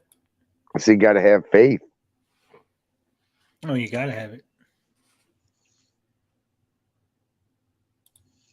To any parties involved whatsoever. It just implied that there were a potential interested party, parentheses S, that were interested in pursuing a deal with Intellivision. He's a lobster. Let me be very clear. That's not happening, in my humble opinion. This is an opinion video, by the way, which I hope we're allowed to have. I look at the situation as an investor myself who put $10,000 into this console, knowing the books that they've publicly given out during their Start Engine campaign that failed miserably, exposing the just dumpster fire of a situation the company's in right now, and just clear as day looking at it, being like, yeah, no investor or investment group or company in their right mind would do anything with this company in the current state that it's in. But there are two potential outcomes. So he doesn't believe that any potential investors would actually invest in the Amico at this time. I mean, come on. Soldier Boy definitely would invest. Keemstar, I know he's sniffing around. He's looking to invest. I mean, Gary, Gator would you invest if you had the money, Gary? I would not invest a penny.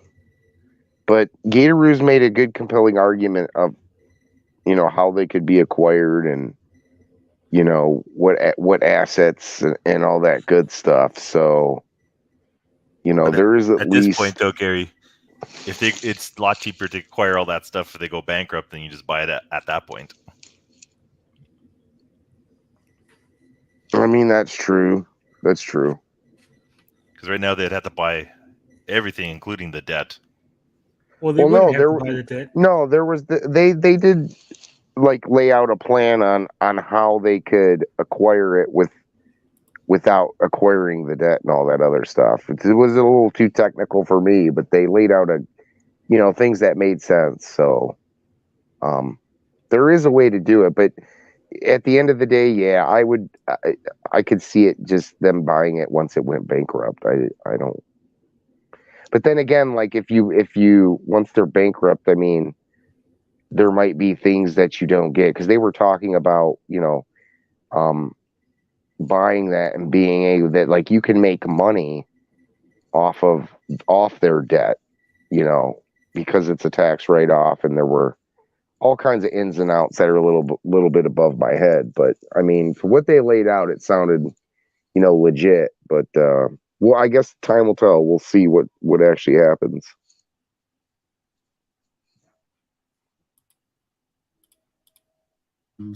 That I do see happening that can pave a road for the future where people will play these games. And in this video, I'm going to go over those two different paths that could potentially happen. None of those paths involve Intellivision partnering with someone and producing the Intellivision Amico. That is done. Not happening, in my humble opinion. First option. All right, here we go. So the first thing I could see them doing is filing bankruptcy as soon as next week. Because at this point, the gig is up. They don't have the money. They don't have the finances. They cannot continue operating past 2 months from now. They already advised people of that in the filing with the Start Engine campaign and didn't raise anything. The $50,000 that they raised, I do believe, went back to the initial investors. I don't think Amico, or I should say Intellivision, was able to keep that. But even if they were, it's not going to make a dent in their day-to-day operations, so it's not even worth talking about. What I see happening is bankruptcy incoming. And Phil Adam, CEO, put in charge by Tommy to help go through the process of bankruptcy. And Phil has some experience in going through this process previously. That's, from what I've researched and seen, that makes the most sense. When they go into bankruptcy is when things get interesting, because that's when companies are going to be looking to poach some of the IPs and games and potentially make something of this project. There is absolutely no reason, because there's no value in it right now, because they're in too much debt, to take on the baggage that is Intellivision in its current state. It reminds me a lot of back when I invested in THQ, like, what was it, 15 years, 20 years ago? No, 15 years ago. It was a while ago. And they were trying to turn things around and they just couldn't. And they ended up filing bankruptcy. And Nordic was one of the companies. There were a bunch, I think it was 4 different companies were poaching the IPs from THQ after they went belly up. And now Nordic changed their name to THQ Nordic as like paying homage to the original THQ. But in reality, it's no relation to the initial company. So he's saying that he invested in 2 failing video game companies in his lifetime. THQ went for very cheap, only a couple mil from memory. Yeah, I think so. You still with us, Gary? Yeah, I'm still here. Yeah, it doesn't sound good. It sounds like Smash is the investor guy, right? And he makes some good decisions. I mean, the GameStop decision was a good decision, but he also makes some bad decisions. And unfortunately for him, the Amico was a dud. You know what, Gary? It also took him 2 years to realize Earthworm Jim wasn't real. Oh boy. And that all this was not done well. 2 years. That's true. That's true.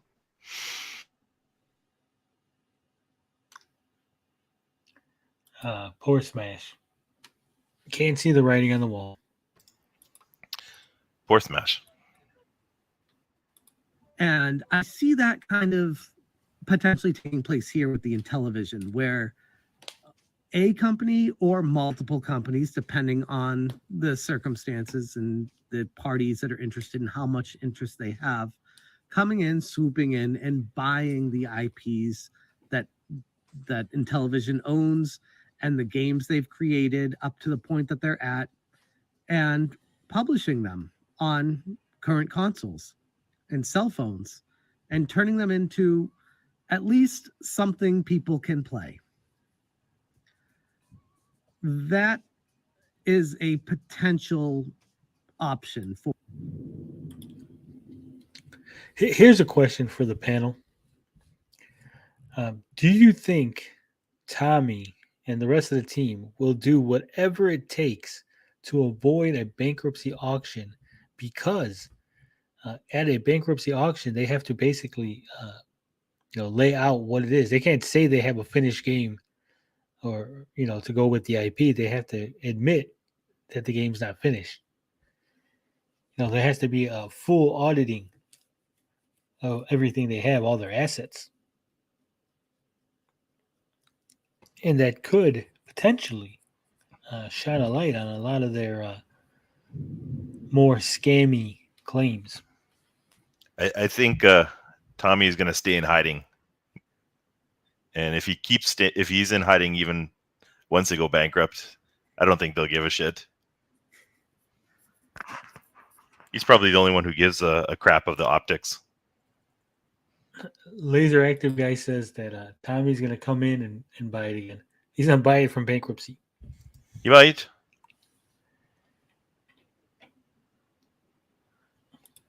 Tommy must not believe in it now because he could fund it probably. The word is shenanigans. Yeah, there's going to be some shenanigans about. I'm telling you. Maybe Tommy Zero will come in and save the day and buy it all. Yeah, I heard that he had a big interview lately on some really huge YouTube channel. Just making all the moves that Tommy Zero.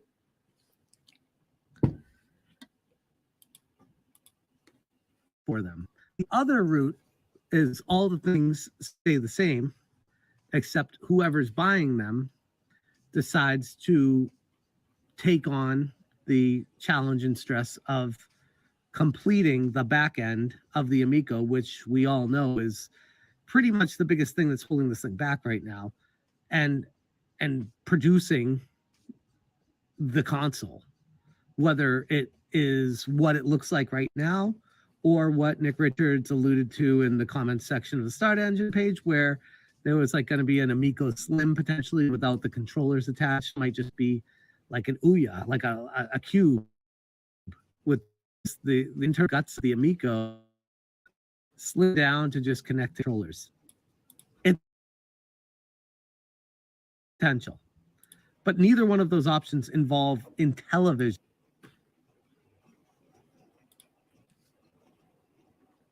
Do you think that they're just going to sell orange pie or raspberry pie and call it a slim down Amico?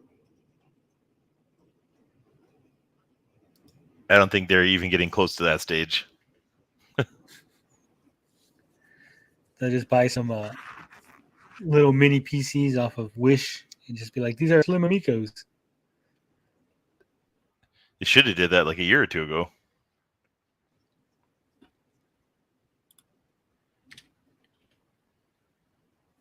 Right, Gary? Right. Moving forward in its current state, unfortunately. And that's just me being real. I hope, like I've said before, I hope I'm wrong, because the people I've met, many of the employees are good people, down to earth, hardworking, passionate gamers that want this to succeed. But unfortunately, it's just so many bad decisions, horrible business decisions, choices, wasted money, office spaces that were unnecessarily purchased and rented. This, just the books are a mess with the company, and I don't see a road forward with just Intellivision somehow finding an angel investor that comes out of nowhere to swoop in, take on the $5+ million worth of debt, and also start putting down money of their own to see this console through and put it on store shelves. I don't think there's the risk reward there is his end or our end? They could just sell the Amico OS as a download to install on any Android device or PC. Yeah.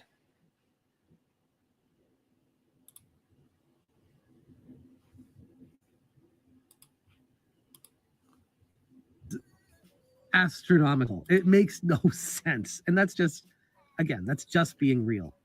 So the most obvious option is bankruptcy and someone just buying these pennies on the dollar and bidding them up against whoever else is interested without the debt attached to them and doing something with them, because there's a lot that's included. I know people think this thing has been like a complete facade and a scam, and they just put the thing together to steal money from people. In the end, it started feeling like that. I say in the end. Recently, it started feeling like that. But along the way, I can speak to it because I played it, and the games do exist. The passion was there. It was fun. It was a lot of fun to play the games. Controllers were unique, but not absolutely required per se. It'd be nice if they found a way to those to market too. But again, not a necessity, especially if this thing is not successful right out of the gates. It's a huge task to take on, to spend that kind of money without any kind of guaranteed money coming back in. So that's where I see the future of Intellivision, and it's a grim picture. And I know for the diehard fans of Intellivision, it's not something you're going to like to hear. But as I've learned recently, the truth hurts, and accepting it sooner than later makes you feel a lot better about it, instead of just living a lie, hoping, dreaming, and wishing. Because while miracles can happen, and I've witnessed them before, hanging your hat on them is not a wise decision mentally. It's very taxing. I hope for the best, but realistically, I am grounded in reality, and I don't see a road forward for the company in its current state, nor do I see any kind of investor coming in to save the day. And I think it by Phil Adams, everyone gave 0 specifics and a quiet period.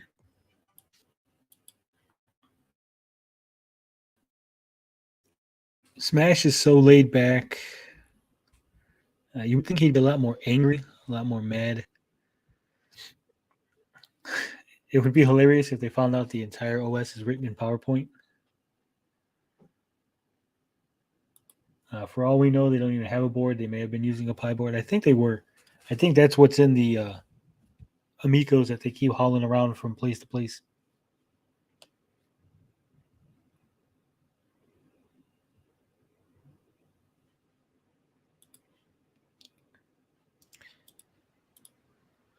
That's just way too convenient.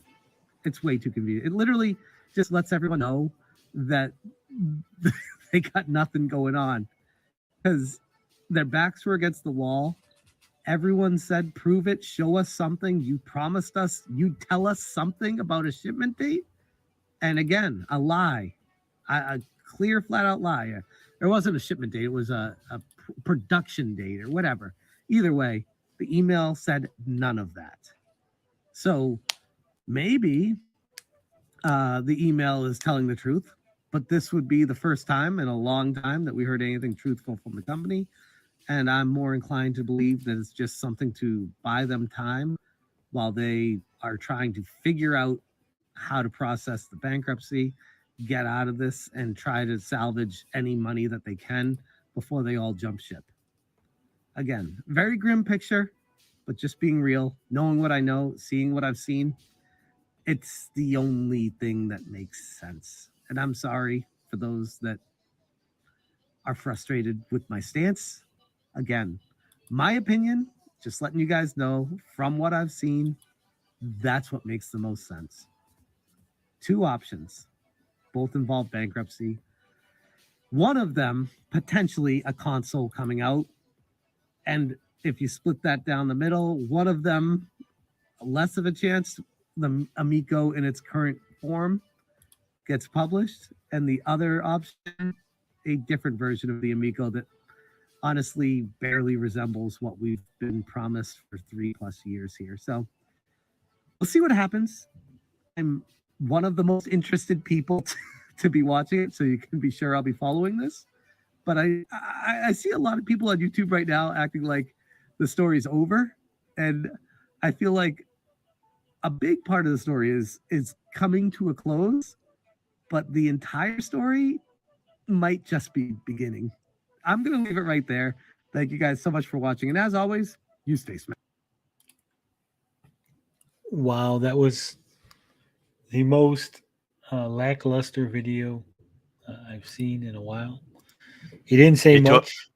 Tony, do you think it's because he's in the hot tub? He's just overly relaxed. He can't get angry? Maybe. But I think I found the group of investors. Now, this is a secret photo from this potential group of investors. They're meeting to discuss buying out Intellivision. I had some people go out and follow some of the prospective investors.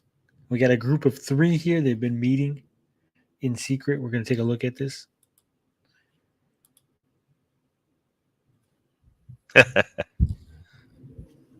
As you can see, John Riggs had the inside info, sharing it with his compatriots here.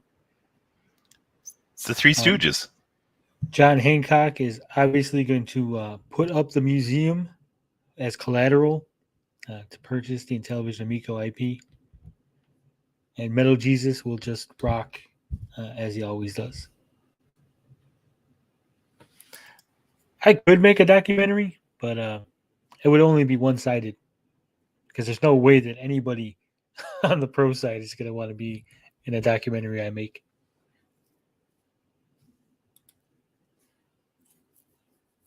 Well, they look healthy, so they might have money. Are you calling them fat? Is that what you're saying? I'm saying they are not starving. I thought Metal Jesus was on a diet thing, like a weight loss challenge. I guess not.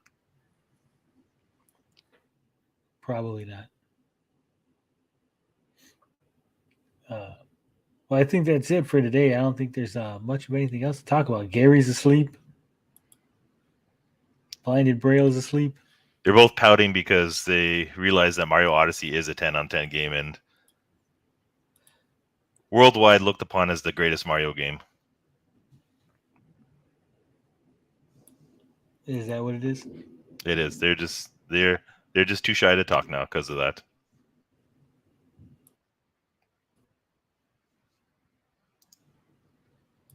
Oh well. I guess we'll end it on that note.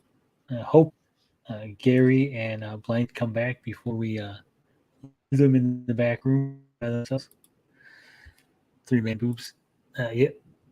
Oh shit, we got 2 blinded. And I heard what you said. Okay. Yeah. I don't stand for that. Why is there 2 of me? I was I don't cooking, know. that's why. You just popped in. The hell? The second blind. Blinded, you were talking about Which Mario, one? right? Not about the man boobs part. No. I'm talking about the Mario part. I don't know about the man boobs part. Because in that picture of those 3 guys there, Metal Jesus definitely has the nicest set of man boobs. Oh Bar my none. god. I didn't even see the picture. It was a picture of Metal Jesus, John Riggs, and John Hancock. Okay. Man boob Trinity then. Yeah. He had some saggy melons, is all I'm saying. Oh. God damn.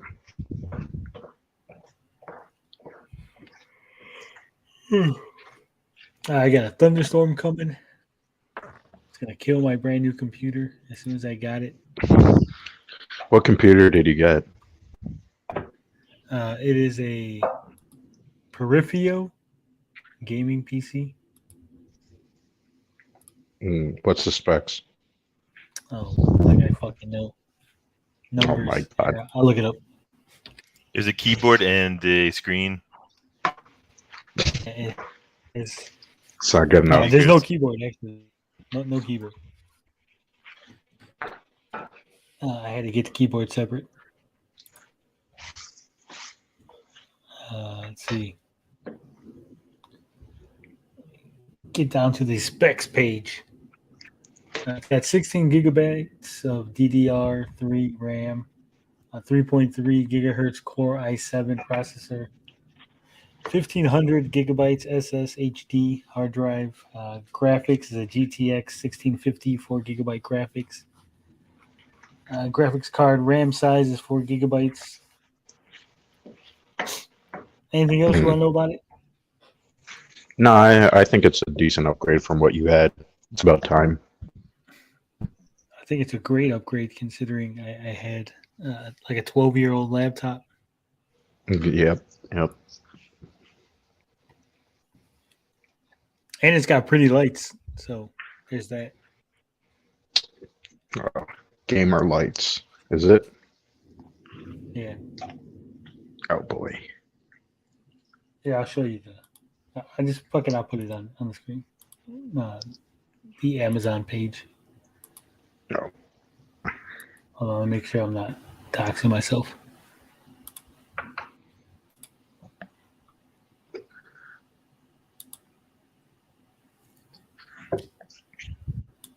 He's got pretty lights.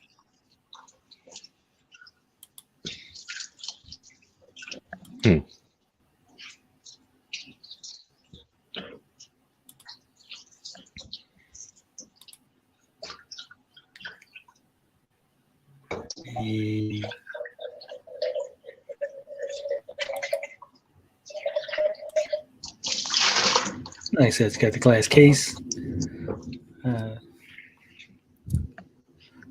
It's like $1,000, so it's a lot better than your previous Windows 3.1 20-year-old computer with a hamster wheel in it. A lot better. That's good. I could watch porn in 4K now. But do you want to, though? Not on a new computer, no. Like all the blemishes because of 4K, you know. I'm not going on 4K is okay. It's pretty overrated. Oh shit, Ray came in. What's up, Rhea? Hey, what's up? Are y'all already calling it a night? We might Kind have, of. but I don't know. now that you're here, we'll stay. a Tony little is just exhausted. Oh, I must have not caught that because I just hopped on like when I started re-listening in the last like 5 minutes or so. So yeah, sorry if you were trying to end the show. Nah, Hell no. we never end. There's nothing going on. That's the problem, though. So that's why you can tell us your life story. Start from the beginning. I missed the watch along for the video y'all were reacting to. That was pretty underwhelming, though. Yeah, I was disappointed in Smash's video. I thought he was gonna be more angry. Very weak. Do you guys have any videos coming out? Any View 3 for folks here? Any exciting stuff coming out soon? Tomorrow I'm hosting a physical media collecting, preserving, and access stream. So Nice. tentatively, I've got if they're able to show up, CM Retro, Vito, Overthink Gaming, Ken from Retro Complex, and Gen X Gamer, and myself. So yeah, excited. The party. And it's also open panel because I know that obviously y'all are all collectors of one thing or another, certainly video games for some of us. So yeah, it should definitely align to y'all's interests for sure. I don't collect anything, to be honest. Jeez, Tony, you're no fun. It's true. I don't. You're not even gonna collect a Kirby when it comes out. Come on, it's Kirby. I buy video games, but I don't collect them. Oh, okay. I have digital. Everything I got is digital. Well, you're no fun. Yeah, I know. Gary, what are you doing? Nothing, because he's not answering. Bastard. Gary's chasing his kid around. So Rhea said she wanted to have us all on a panel. But I was like, I kind of have got you all nothing to right talk here about. already. Yeah, I know. Yeah, I was mostly going to ask y'all about plans as a team now that you're kind of like your own little like mini network of creators all working on the same channel. Like what Gary has planned and what Blinded has planned and what if Dazed was still here, I would ask him, what he wants to do and stuff. And then your plans too, Tony. So that would kind of be it. It would be like an hour or less. The plan is world domination, but don't tell anyone that yet. I mean, there's What kind of world domination? Well, we're gonna dominate the world, I guess. I guess that's inappropriate to say that while this whole Russia thing's going on. So we'll go with YouTube domination. How about that? Well, this is World what I was cat thinking would domination. be a good like thing to continue doing, like this whole like investigative like journalism thing that you're really good at, Tony. Like there's plenty of other consoles that are getting crowdfunded that I personally haven't seen too much, coverage on, at least like in my news feed. So like I don't know if that's something that interests you or if you just want to hang up your hat on your Amico hat and call it a day on the investigative journalism side. No, I'm definitely going to check into some other things, whether they be consoles or games or just typical YouTube bullshit. Like I love Slope's Game Room's coverage of kick scams or kick scammers, but I always feel like there's so much more that this synopsis. There's more than a synopsis worth of information out there on these projects, and that's where I feel like folks like you could really excel at and fill in that niche. Just in my opinion. Yeah, well, I definitely agree with that. There is always so much more to the story, but a lot of YouTubers take the route of entertainment over informative. So they want to give you just enough to get you entertained to watch the whole 15, 20-minute video and not give you all the nuance, all the minutia that we do here. Which is why I'm not looking forward to any Amico videos, any postmortems from like Slopes and all that, because I know they're just going to leave out so much. Yeah, that's a good point. And, I mean, just the Amico itself. I mean, this is like at least a 6-hour documentary. In all due reality. If Wait, you want to Ninja, cover are everything. you part of Team Geek Getaway? I apologize for not asking you as well. Like, I totally didn't realize you're part of this Too squad. late. I hurt your I'm feelings. already I'm coming up sorry. with video ideas. Oh yeah, no. Yeah, I apologize. Well, I do apologize, but yeah, I totally do. I missed that memo. I apologize again. Ninja Kitty's only here every other week. He's an every other week member. I'm replacement Carl. So when Carl's on leave, I replace him. Pork rinds. Oops. So what have you been up to, Ray? Besides your channel, I know I see you hopping around from live stream to live stream. Yeah, making my rounds. And I don't know. What is your plan for YouTube? Like I mentioned this on Zodwriter's stream, like I just want to improve my public speaking skills. They're just abysmal, as a lot of us are aware. So yeah, I just have to, keep practicing and getting more comfortable with folks. That's about it. So do you have any inclination towards being monetized in the future? Not really. I feel like I'm years from ever hitting 1,000. I do have enough watch hours though, because all I do is live streams, but that's not really my goal. That's fair. That's fair. And any YouTubers that you would really want to collab with? Anyone in particular that you're like, hey, I would really love to make a video with such and such? Ooh, that's a good question. I would love to talk with Destiny FOMO for sure. Like, yeah, that would be awesome. What would you discuss with Destiny FOMO? Yeah, just her interest in gaming and how she kind of pivoted into adult entertainment and how she got, started there. I know like there's like a general knowledge of like how that story happened, but like I would love to hear it from her. So yeah. I have no idea how that happened. I never followed her. The most I know about Destiny is that people didn't like her.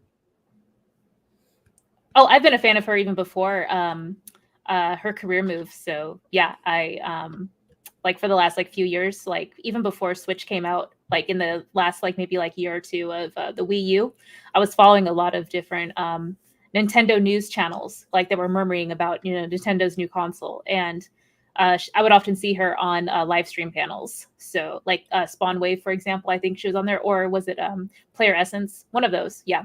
So yeah, like getting eventually to be able to talk with those folks who like actually like inspired me to like get more into the YouTube community would be like top tier for sure. So like Destiny, and then talking with like potentially Player Essence would be a goal of mine too. Just folks that I have enjoyed watching over the years. Sounds good. Sounds good. And I'm just curious because I see you post a lot of pictures on Twitter, and your bed never has a blanket on it. What's up with that? Oh, well, right now it does. I usually post selfies when I'm doing laundry because I need to kill time while my stuff is drying or being washed. So yeah. Art Bell says that Ray's #1 pick is going to be teaming up with Francois Tremblay. I haven't started watching his content. Like I have been trying to learn more about like the newer creators, and like I haven't really found myself interested in watching his content. I kind of like the critics' content a lot more, as you could probably tell. Like, it's just more interesting and fascinating because y'all really dig deep, like below the surface, and ask really thought-provoking questions. So. Plus, what is that guy's channel? Because I already said some weird stuff. I kind of like watching people who are kind of weird. Weird stuff. What do you mean? I don't know. There's a lot of weird people on YouTube. Like I there's just so much that happens where it's like, people just post some of the weirdest things out there about like just rants and weird little like hobbies that they have, and it's like, I don't know, it's kind of interesting to see that other side of like people who they're just like posting, and sometimes it kind of sounds like satire, but it's not. So that's the part that's like funny to me, but I don't know. I'm a Like weird. Francois. Yeah, that's why I was Francois, like, but I heard you he's, guys talk about him. He's insane though, so that might be part of the. It's either he's on drugs or he has mental health issues. Oh, Yeah, I think like, I I think watched- I remember what y'all were saying, that like y'all couldn't tell if this was like some big social experiment that he's running on his channel or something.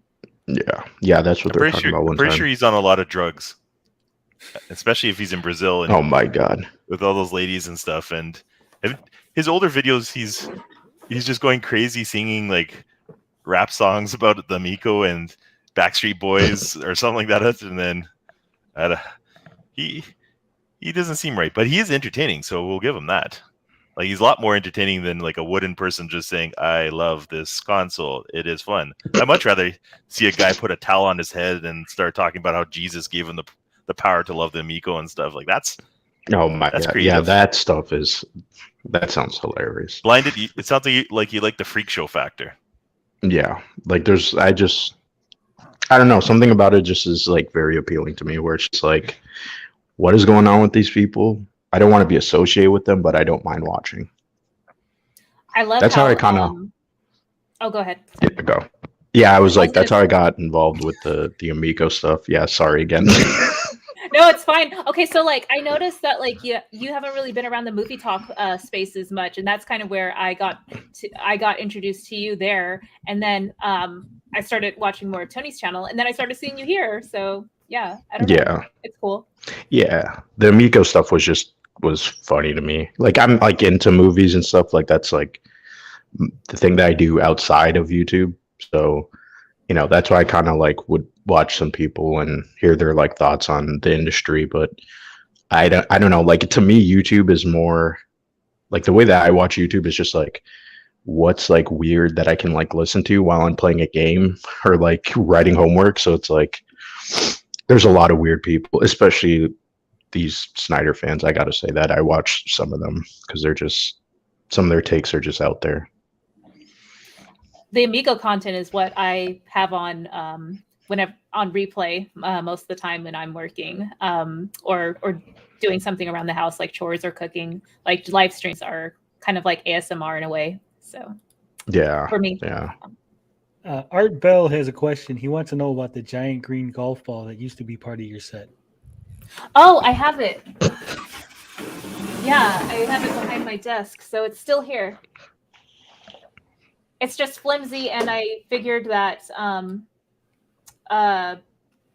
it moves around a lot.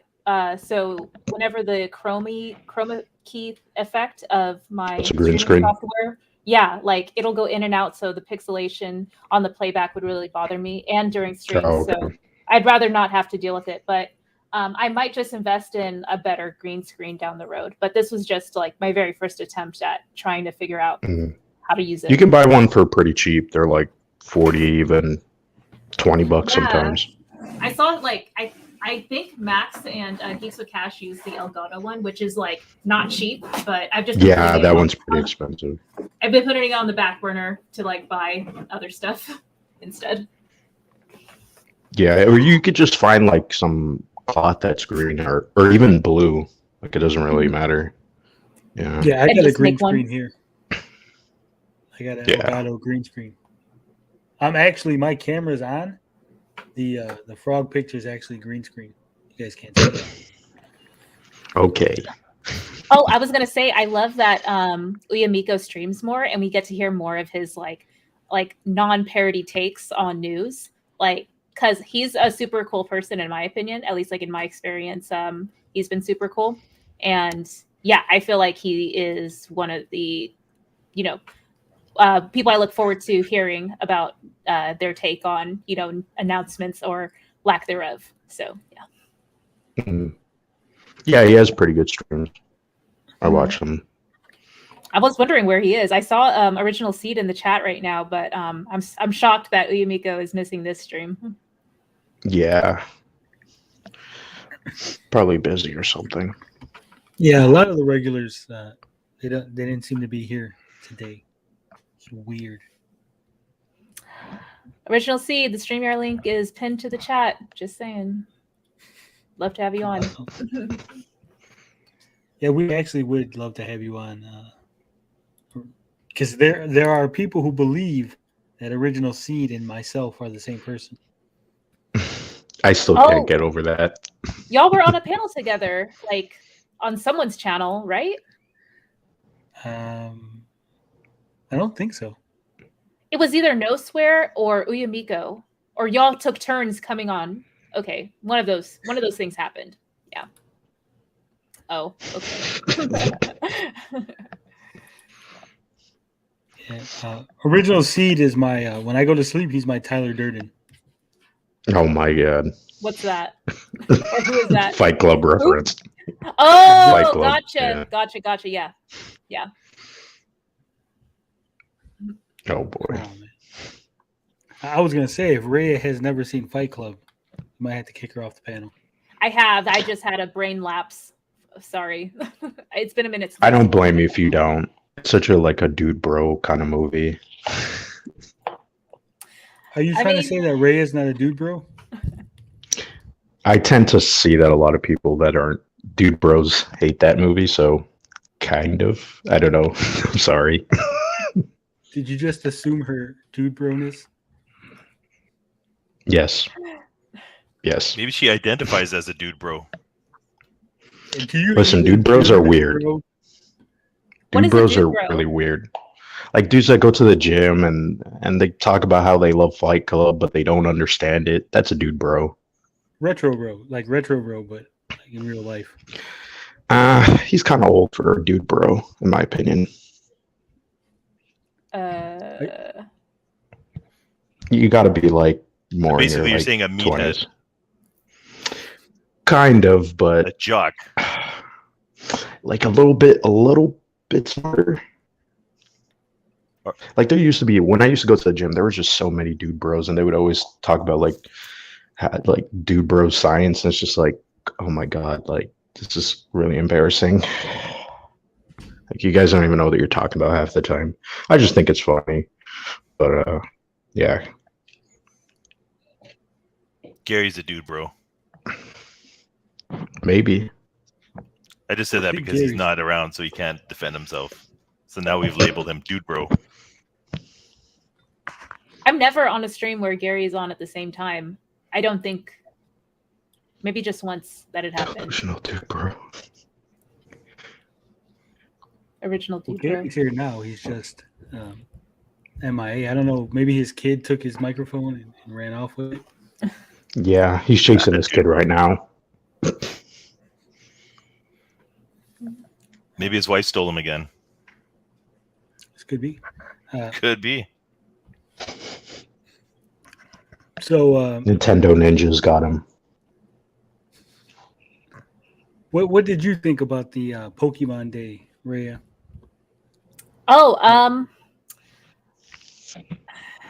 not gonna lie, it didn't like blow me out of the water, but Pokemon Scarlet and Violet is interesting. I do agree with Blinded, like there could have been more time in between the gens and more DLC given for existing games.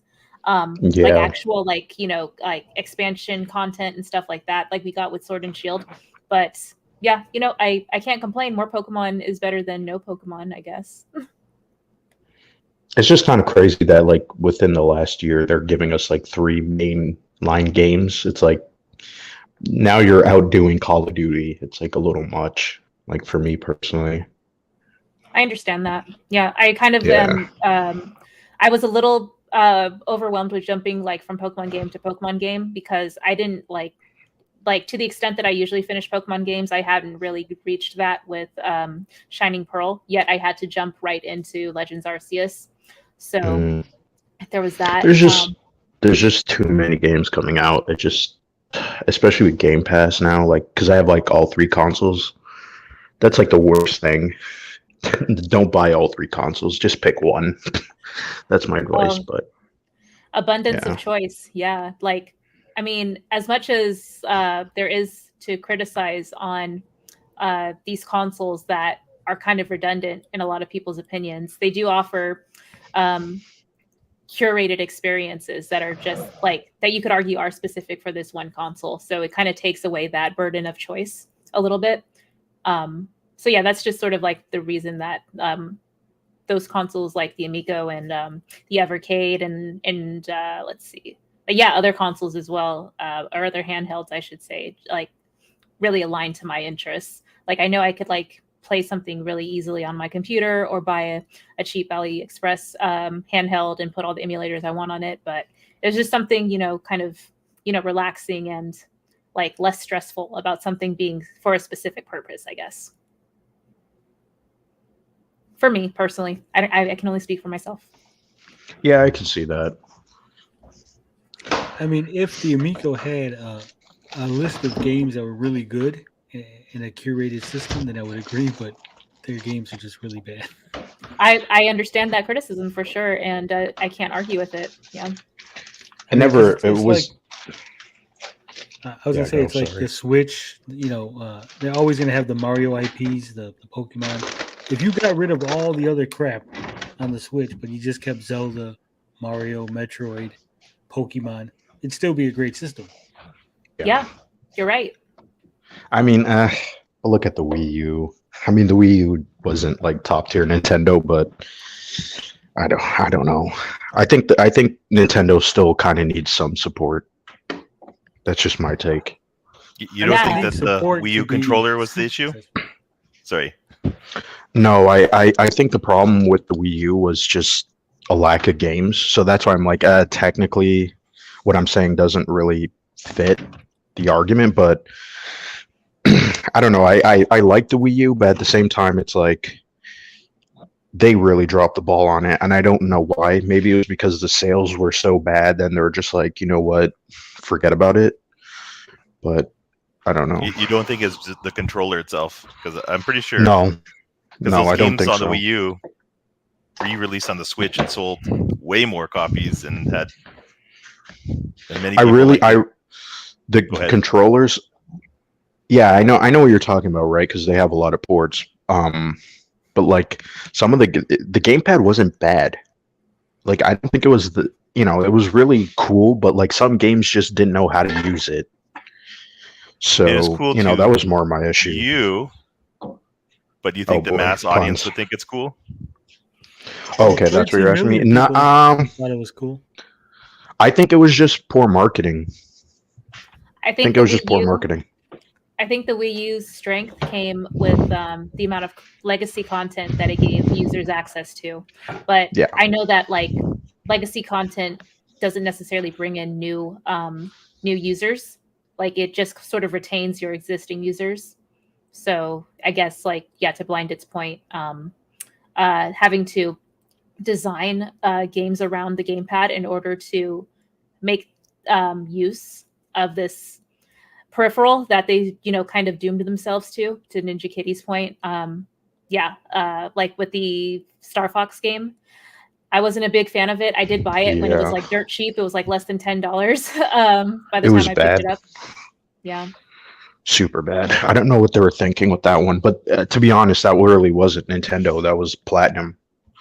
So, and Platinum, in my opinion, is like very hit and miss. Like they make good games and then they do stupid stuff like what they did with Microsoft and Scalebound, and they're still trying to like make that, like get Microsoft to fund that game, and it's like, bro, you guys like took their money, used it for other games, and then you expect them to like fund your project? Like it's just like really unprofessional. Oh, zingers. But realistically, the Wii U was still a good system, whether or not it sold phenomenal or not. It sold 13 million over its lifetime. Way better than a lot of consoles. Way better than anything that non-Sony, Microsoft, or Nintendo consoles have ever sold. So, I mean, was it a flop? Sure, I guess, in the larger sense of the word. But was it a good system with good games? Yeah, it still was. I don't know.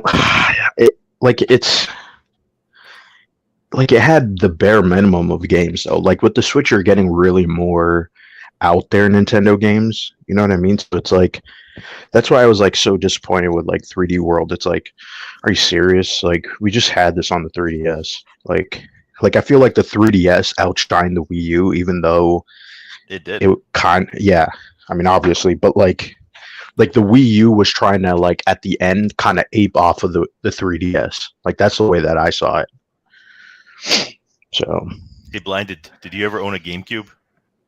no, I played it at like friends' house and I stuff. had but that's when I was like working in video game stores back in those days. And if you're wanting a system that lacked first and third party games, the GameCube was just so it lacked games. Like it had such a small library, and that's why they made such but a big even the deal when N60, Capcom. but the N64 also kind of was lacking games too. Like I feel like that was a trend with Nintendo in the last. Yeah, because PlayStation stole a bunch of the third-party games because. But even then, like a game lot of like Metroid was on the N64. Like they kind of left out some of their IPs that would have been interesting to see in 3D, but I guess it just it never made sense. Yeah, too weak or whatever it may be. Yeah, but I don't know. I feel like Nintendo. Safer to build the children games for the N64. That's why they kept doing that, because there's a kiddie system. Yeah. And that's why when the GameCube came out, people were like, "Oh, what the hell? They're still doing a kiddie system," because it was a lunchbox with the funny color, while the PlayStation 2 looked like really more mature, futuristic, and Xbox also, and so it absolutely killed them because all the non-family and non-child gamers, they went straight to PS2 and Xbox. So, do you think that the versatility of the PS2 being a DVD player as well, like right when DVDs were starting to take off, like I seen that, yeah. And like with the PS1, it was a CD player as well, like back when CD players were hot. So, well, a lot of people, their first DVD player was a PS2. Yeah, that's true. Yes, because then they justified They justified, I'll buy a DVD player now because it's a PS2. I can get 2 in 1. So it's an easy to sell yourself on buying one, and not to mention all the cool games that came out with it. So, well, here's a interesting fact: the GameCube sold 21.75 million units worldwide. Its best-selling game was Super Smash Brothers, which only sold 7 million copies. Now, the Wii U only sold 13 million worldwide. Its best-selling game was Mario Kart 8, which sold 8,000,046. So the Wii U had a better-selling game than the GameCube. And the GameCube had a bigger install base. Yep. Yeah. I mean, it is kind of weird, though. Like, who bought a Wii U didn't buy Mario Kart? Like, unless you bought doubles, I guess. Like, I don't know. That seems weird. So, just saying. The Wii U was bad, but it wasn't that bad. Well, compared to the Wii, it was bad. Like, it was disappointing, though. Oh, yeah. Yeah, well, like, if you're comparing to the Wii. Because the GameCube wasn't... I don't know how much N64 sold, but it wasn't like the sales dropped drastically to whatever GameCube sold. It's so weird how like Microsoft has picked up a lot of the positive things I used to praise Nintendo for with backwards compatibility and access to legacy content. Nintendo just sort of flipped the script and just, is nickel and diming every bit of content they can, and even like, forgetting key content that people keep asking for. I think Microsoft's going to flip on that. But they all do. Also, like, it's always a back and forth game where like Sony would try to come out and be pro-consumer and give us all this stuff, and then they pull like what they did midway through the PS4. It's like, okay, you guys are going to give us PlayStation Plus, you got to pay for that and all this other stuff. And I don't trust any of these companies. Like, Nintendo's going to take their IPs and try to nickel and dime us because they know that it's popular now. It's in fashion. Like, they couldn't really do that like 10 years ago. All right, to Ninja Kitty's point, the Nintendo 64 sold 32 million. It's 32.93 million units, and then the GameCube dropped down to 21.75 million units. Yeah. What's that? But I didn't say anything. Also, don't forget when you factor in an Xbox joined the game, they joined the pun game. That stole a lot of the market share, and that was only purely North America and Europe. Like they had zero sales in Japan. So when you compare it, you like GameCube, Wii, all that stuff. And PlayStation also. There's a huge chunk of their sales are from Japan. That it doesn't tell the full story of North America, like the differences. So Yeah, I'm just saying. Tony, did you own a Wii U? Like no. I have one. Okay. I have the Wind Waker edition one, the black and gold one. Nice. Because I feel like if you owned a Wii U and you bought most of the games, you would kind of be like, like this is kind of like what's going on here.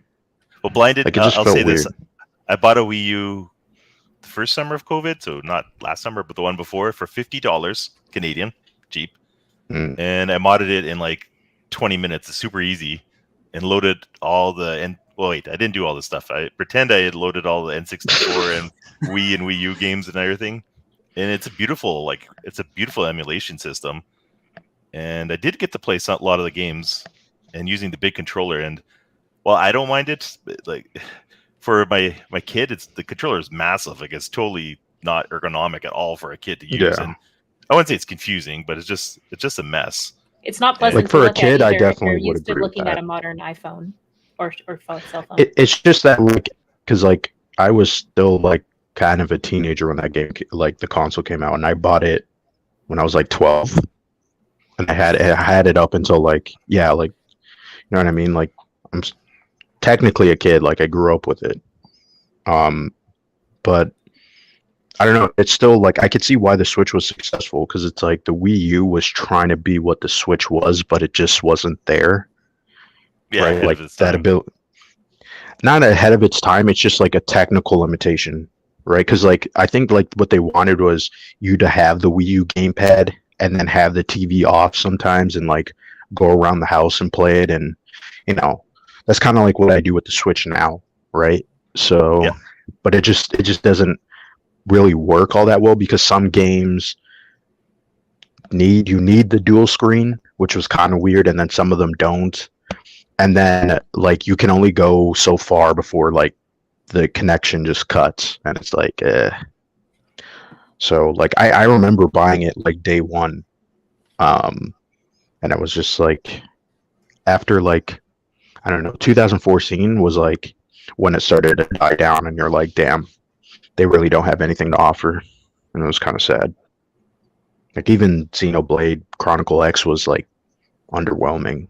It was just like That really was the one disappointing. game that they haven't ported yet, which I'm actually surprised about. But I guess they did 2 and then they ported 1. So I guess there's still time for them to port X if they really wanted to. I think they probably won't. That game was not good. 3 is coming out this year, so you might have a point. Like, yeah, if it's not already done by now, then it probably won't happen. Yeah, and that game is like I don't know. Like the games that they haven't ported, I feel like there's a reason, right? Like Star Fox, it's like that game sold so bad, it got poor reviews. It's like you would have to change up so much of that game. Like I feel like if they change it up, like it'd probably be decent, but it would just be a basic Star Fox game, and I feel like Nintendo just doesn't want that. They don't want to put that on the shelf. So I don't know. I feel like Astral Chain just sort of went under the radar. I never felt compelled to pick it up, even when it was on sale. I don't know if y'all got a chance to play it. I know a lot of people tell me it's good, but I don't know. It's platinum. Like that's what I always say. I don't really trust them. Yeah. You don't trust them? I don't. I don't You trust just them. have to trust the reviews. Did they make the Mad World game? I can't remember. Before your time. That was on the Wii, yeah. That was one of the few good games. Yeah, it was Platinum Games. Okay. That game was like they make a awesome. lot of games. but like I said, they make hit and miss games. Like Yeah, they take chances, yeah. which is good. I appreciate I don't that know if it- because sometimes I find the games just get very generic and very cookie cutter. Because I was just playing, I'm trying to play through Bravely Default 2 just to finish it.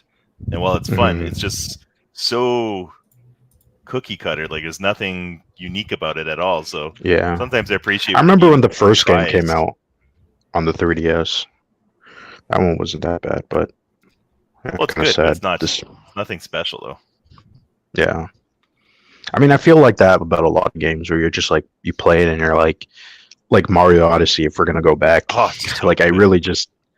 I just like I could see why you say that, but like after when I was done, I was like, I kind of wish it was a little different. You know what I mean? Like I could understand the artistry and it looks amazing and the worlds and all that stuff, but it's like I don't know. Like when they say 3D Mario, I'm expecting something like totally new, like totally out there, and it's like I don't know.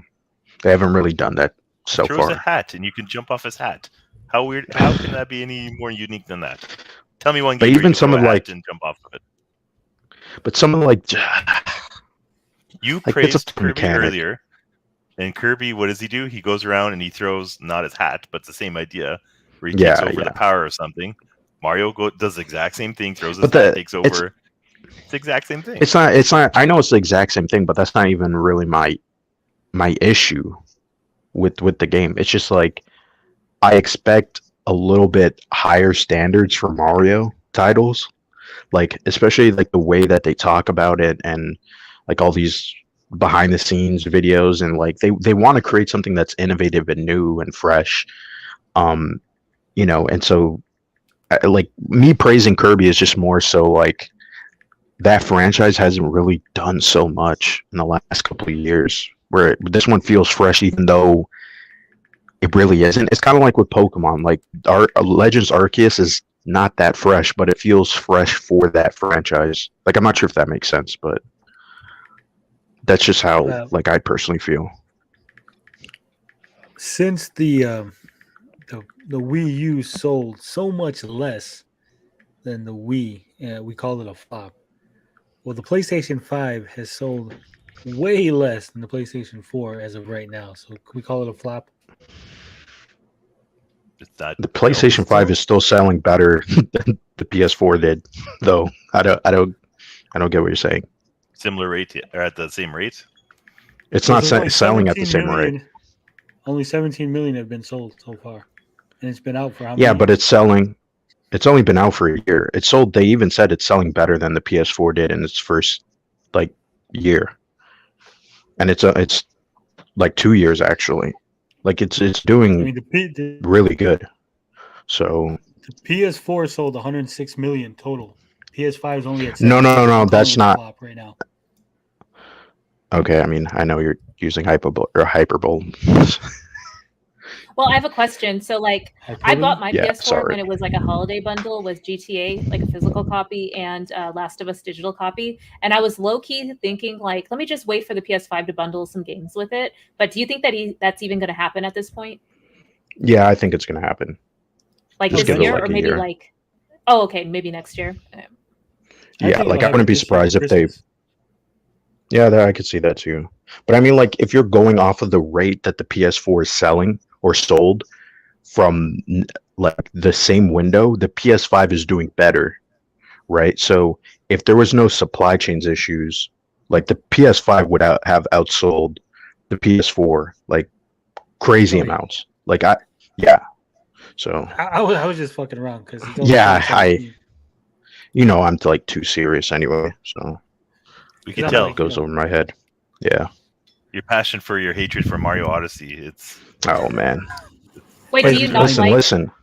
It's not that I don't like. I don't like. He's teasing me, but like, it's not that I don't like the game. Like, I would really want to write a like review on it. It's not that I hate the game, but it's like, it's kind of like the way I see Breath of the Wild, where I just like I played for so long, and then like I just see its flaws. That happens like a lot of the times where like I play a game for so long, and then I'm like, do I really like this game? But I invested so much time into it, and I love all these different aspects, but like I feel like it could have done better, and That's called You know. nitpicking. When you play a crappy Honestly- Yeah, game, you just yeah, don't- for you just me, stop but playing it. That's yeah, kind of that's like what I'm saying. Yeah, but that's kind of like the rose-colored lenses effect that I have with like almost every Pokemon game, and I even called myself out on it. I'm like overly forgiving of Pokemon because like I've given it such a huge chunk of my life that if I were to actually have some like objective criticism of it and actually stand by it, like where would I go? What would my life mean at that point? So I had a little like existential like moment when I had my Pokemon Day stream a little bit, but yeah. Like for me, I like I get where you're coming from, Ninja. Like it's nitpicking, but like for me, I overanalyze. Like that's just like my personality. Like I just let me look ask at. you. Let me ask you this question Go. because I don't play Pokemon games, but I had bought it for my daughter because the kids in her school love Pokemon. And Yeah. the first one we got is Pokemon. I think it's Eevee. Is that the one from like 2 years ago or 3 years ago? Pokemon Eevee. on Switch? Yeah. And it was awesome because she beat it herself. She was I think about 6 or 7 at the time, which is awesome. And we had that controller. I bought the Pokeball controller that's only used for that one darn game. And like Blinded, what would you rate that game on 10? Like I haven't even game? played that game yet. Come on. Like I get the personally didn't concept care of for it, but yeah. Because like for her it's fantastic, but as a person who plays tons of games, to me it's like a 5 on 10 It's game whatever. because it's so extremely bare bones and basic. It just doesn't mean it's a I think bad they were game. trying to make it like Pokemon Go. Like, I think that's why it was so basic. But like And then she like, played Sword and Shield. We bought Sword and Shield, which was like a year or two ago, and that was like a 6 on 10 type of game. Still a good game, but as an yeah, I don't even like that game. non-Pokemon fan, and looking at the games like that, I'm like if you're nitpicking Mario Odyssey, like this is how not apples. like yeah, I get what you're saying, right? But like for me, the way because like, it gets better for if like I explain it like for like film, just because like that's what I do, like writing analyses for school, or like like I'm very nitpicky and looking at like when I'm making a movie and stuff like that, or I'm just very self-critical too in general.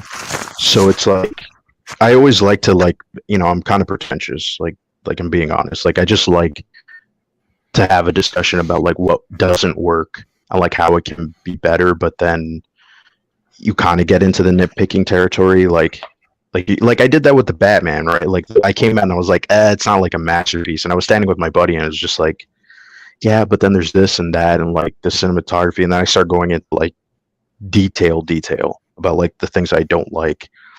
So it's like, but then like I still like it. Like that's what I'm saying. I'm like weird and paradoxical, like so I kind of have a similar thing that I do as well. I think part of it for me is that feeling of constantly needing to improve and never being like nothing is ever like perfect or good enough, and I kind of project that onto a lot of stuff. But yeah, to your point, like I can still enjoy Pokemon even though it's like there's a lot of things wrong with or a lot of things that could be improved upon, I should say, or other games too that could be improved upon. But yeah, I agree. I can like empathize with what you shared. So what we're saying is Like, I get what Pokemon you're Dynasty Warriors is a go. No. I just can't really get into like the hack and slash. I need a little bit more structure personally. Like if there's no structure and there's like too much open worldness and not like a clear path, like with Skyrim. Like I've never played Skyrim because of that reason. Like the overbearing like amount of choices. Like I think I mentioned this earlier. That's just like when there's like so much, like so many options like or so overloaded. many different ways to play. Like it's overwhelming for me personally. Yeah, I kind of feel like that too. Yeah. Now that Rhea has said bad things about Skyrim, Carl will never be on the show again. Well, pretty much. I won't be on the show while he's here. So, yeah, that way he can feel more comfortable, I guess. So I'm happy to provide that service. We love. But I could see what you're talking about, Ninja. Though, like Pokemon games, if you're talking about that game in general, it's kind of is meh. But like, I think for me, it is more of a nostalgia factor. You know what I mean? Like, people still see like Pokemon as like kind of for kids, but like, I don't know. I just like I like I the also think design of the characters. you hold Mario at such a Vice. high regard. Like, have you ever played? Like, I play lots of 3D platformers, and when you play other ones that are not made by Nintendo, then you really see how Mhm. you don't appreciate how much work they do in the camera, the gameplay, and all that, and level design, because you just get used to it. And then you play other 3D platformers, and some are really good. Like Ukulele Yeah. was fun and stuff, and some of them are good, but some you play and you're like, whoa. And then when you go back, because like I said, I like playing older games, and then you have Mhm. your memory. So when I played Mario Sunshine, I'm like, oh, this is brutal. Like, this is. You forget Yeah, how I could much see. I everything could has see that. advanced. So when you compare older games to newer games, you play, you think in your mind, like I think earlier you guys were talking about GoldenEye. I think Days was talking about GoldenEye. That game is Yeah, absolutely terrible to play right now, but in its day it was awesome. Like I can appreciate it, but if you play it now, you're like, the most generic shooting game now is like 1,000 times better. So Well, let me ask you Mhm. this. Like, this is like kind of a segue question off of that. They're like that sense of like comfort that I get with playing older games, even though they're kind of like Croc, for example, like tank Yeah. controls, like really unpleasant. But I personally enjoy playing it. Like, and I would prefer to play that over some other, modern platformer that has put like better controls. Or my mind just, Mhm. kind of pivots to that subpar experience rather than, this newer, improved one. So, do you think that there's like some connection there for folks like who just want to play like these simpler, well, it's comfort older? food. Yeah, Like exactly. sometimes Yeah. you eat some shitty food because it's comfort food, but you can have much better food. It's the same idea. Yeah. Yeah. Okay. Yeah, totally. I could see that. I like the experience thing. I think that's interesting because it's like, yeah, something could not be good, but then you don't really mind it. It's more about the experience. I don't know. This Well, the kind of memories interesting. too. Yeah, the memories of it. Yeah. So you Like, play I'd some of your rather old play- games, yeah. Yeah, totally. Like, I would rather play like the first 3 Tekken games than any of the more modern ones. Yeah. Hmm. But sometimes it's also a detriment because I used to do that. Then I tried getting out of my comfort zone. That's why I keep buying all these freaking games, especially on Steam because they're so cheap. And then you try new experiences. Like I played a Like, game on Game Pass called "The Nobody Saves the World," the one that came out like a month ago. Okay. Yeah. And I was like, "Oh shit, this is so much fun!" Like this, like I normally would never play this, and I'm so used to always playing my favorite games just because it's mindless. But sometimes it's good to Mhm. step out and. Did Like, I this new like game having have- more new experiences than old ones, but like at the same time, like I said, like paradoxical. I'm more driven to what I know. But yeah. Oh, I was going to ask, is this new game that you were a fan of, did it have elements that reminded you of other game experiences that you remember fondly? Is that what made you give it a chance? Nope. It was just because it was free. That's the only reason fair I Game enough. Pass. What I do is I download not all the games, but I try. That's why I love the Game Pass because I'll download them, see what comes out every whatever day it is, and then I'll try them out. And some of them look good, and then you start playing it. And that's what I was saying before. If it's a bad game, you know it's a bad game because after 20 minutes, 30 minutes, you can tell if it's not for you. And Mhm. this one, I like the graphics because they remind me of Castle Crashers or those type of games. The funny cartoonish graphics. And I just got hooked. I mean, if you're going off of like a game is bad because you didn't play it, like then I usually don't see it that way because like I usually play a game until the end, like even if I kind of don't like it, just to see, like I don't know, or just to like talk to someone about it. I like watching bad movies too, just to like see like what really went wrong. Well, So a bad movie turns into a comedy though, because how but not bad it even is. that. But not What even about a like bad just comedy? like yeah, like that. it's That's so- what I mean. Like to see what goes wrong on like The a problem on with like The problem blinded is Yeah, go. when Game Pass adds 10 games a week. I don't have physical time to play through from start to end every single game. Yeah, that I comes know. out. It's overwhelming. So that's why you just try it out. I can't do that either. yeah, you just try it out. But like sometimes you're like, I just like would. I was gonna say I may date myself because since you're a young fella, appears to be. Back in my days, you had to rent video games, and you'd get it for like one night. So you get it from like one night till the next night till like 6 p.m. So you'd only get like small sample bits, and that's usually how you would determine if you're gonna buy a game because you'd rent it, and you're like, oh, this is good. It's worthy of the $80 or $100 at the time, whatever it costs to buy a game. So yeah, that's fair. Yeah, I'm coming from at a different perspective, but yeah, that makes sense. So what you're Back saying in my is I day- shouldn't get Oh, Game go ahead. Pass on PC. Oh, someone talked me out of doing that. They're like, no, don't even bother. Get an Xbox X and get Game Pass on that instead. I don't know who said that to you, but you just get Game Pass on PC. It's not that bad. Like Well, if you have a the PC, library is like more limited, right? not really. I mean, It there's even some.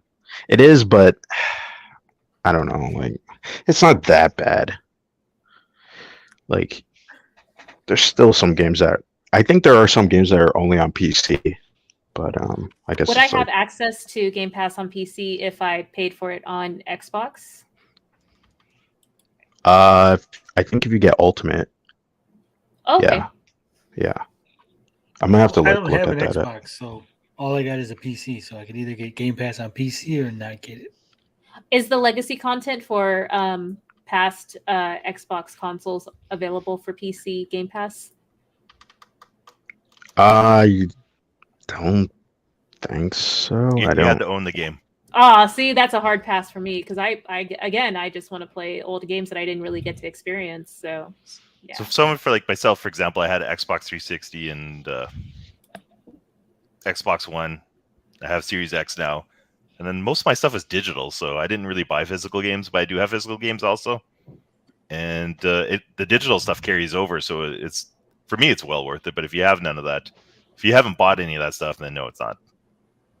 It's not like it's open where you can play any old game. But then it also adds in because I've been a Xbox Gold member for 15 years now, or whatever it is, 15, 20 years. So I've downloaded the free games with Gold because every month you get 4 games for free you can download. Mhm. So my collection is massive of free games. Yeah. Like you were saying earlier, there's so many games that there's never a point where there's nothing to play. There's always something. And then Game Yeah. Pass every single Yeah, month, that's like a good this point. month, Guardians of the Galaxy is free. So I'm like, oh geez, that's an awesome game. I'm gonna totally play that because I didn't play it, I didn't buy it, and it's free. So I it's have pretty that good game, game. but like I didn't even play it. What? It's just It's a great sitting on game. my shelf. Yeah, I know it's a great game, but I was like trying to like play Avengers and then play Spider-Man and then compare it, and then like I just get lost into like playing games and stuff. So Have you ever sat down to play games and then you got so many of them you just can't decide what to play and you just end up not playing any of them and you watch Seinfeld? Or is that just me? I can relate to some of that. Yeah. Or else what I do is I go play Mega Man 2 on my Xbox because I have the. And then my wife says, "Why the hell you buy a $600 or whatever dollar system, big screen TV, and you're playing a freaking Nintendo game on it?" Just because it's comfort food, so I keep going back to it. I agree with the sentiment. Like I play more on my Xbox than my PS5. Well, but I Original play Seed, more on I my added Switch. you on. Original Seed, I added you on Switch. So, well, I send you a friend request. So accept it, and then I will convince you to play Mario Kart and Pokemon with me. So yeah, then it won't be dusty anymore. You know what? I have Rhea's Switch friend code and I never sent the friend request. Oh, I mean, I'm happy to add you if that's easier. If you want to drop your friend code somewhere. So. Yeah, I gotta look up what it is. I don't even know what it is. Aw. Well, thank you for trusting me with your friend code. Just don't spill. Is Gary dead? Did he die? Is he asleep? I feel like this happened before, where like I guess he forgot to like exit StreamYard, maybe. I think he's Was he just dead? busy. That's why. He's gonna come His back kids in got an him hour busy. when we're all gone. Yeah. And then the stream will go on to 6 in the morning. No. No? Okay, good. If Potion, Uyamiko, and Dean were all on here, it would definitely be like a 10-hour stream. Yeah. Oh Well, my at god. that point, I just put Blinded in charge. He can end the No, stream. I wanted to leave. I got a report to finish. Hard pass. Yeah. Yeah, if y'all want to wrap up, it's cool. I just wanted to come on and say what up. Yeah, I think we're running pretty thin on topics here, so we're just gonna wrap it up. Thank you all for being here. Thank you, Rhea, for popping in. Next week we'll try to be more entertaining. I'm never entertaining, so that's Me neither. okay. I'm pretty. You guys are cringe and super awkward. entertaining. That's a funny joke. Next week, Amico will be bankrupt. You guys will have like 10 hours to talk. 20 hours. Yeah. Oh Wait, yeah, what are we gonna talk about? 24 hours. 24 I'm just hours. inviting myself onto your panel in the future. Well, after party's open panel, so you're always welcome here. Yes. Wait, what's Blunt- happening next week that everyone's going to be talking about? He says Amico's going to be bankrupt. Oh, so this is just the calm before the storm, basically. Probably. Or there's no storm and it just stays quiet. Fair enough. But yeah, it's been real. All right. Love, peace, booty grease. We out this bitch.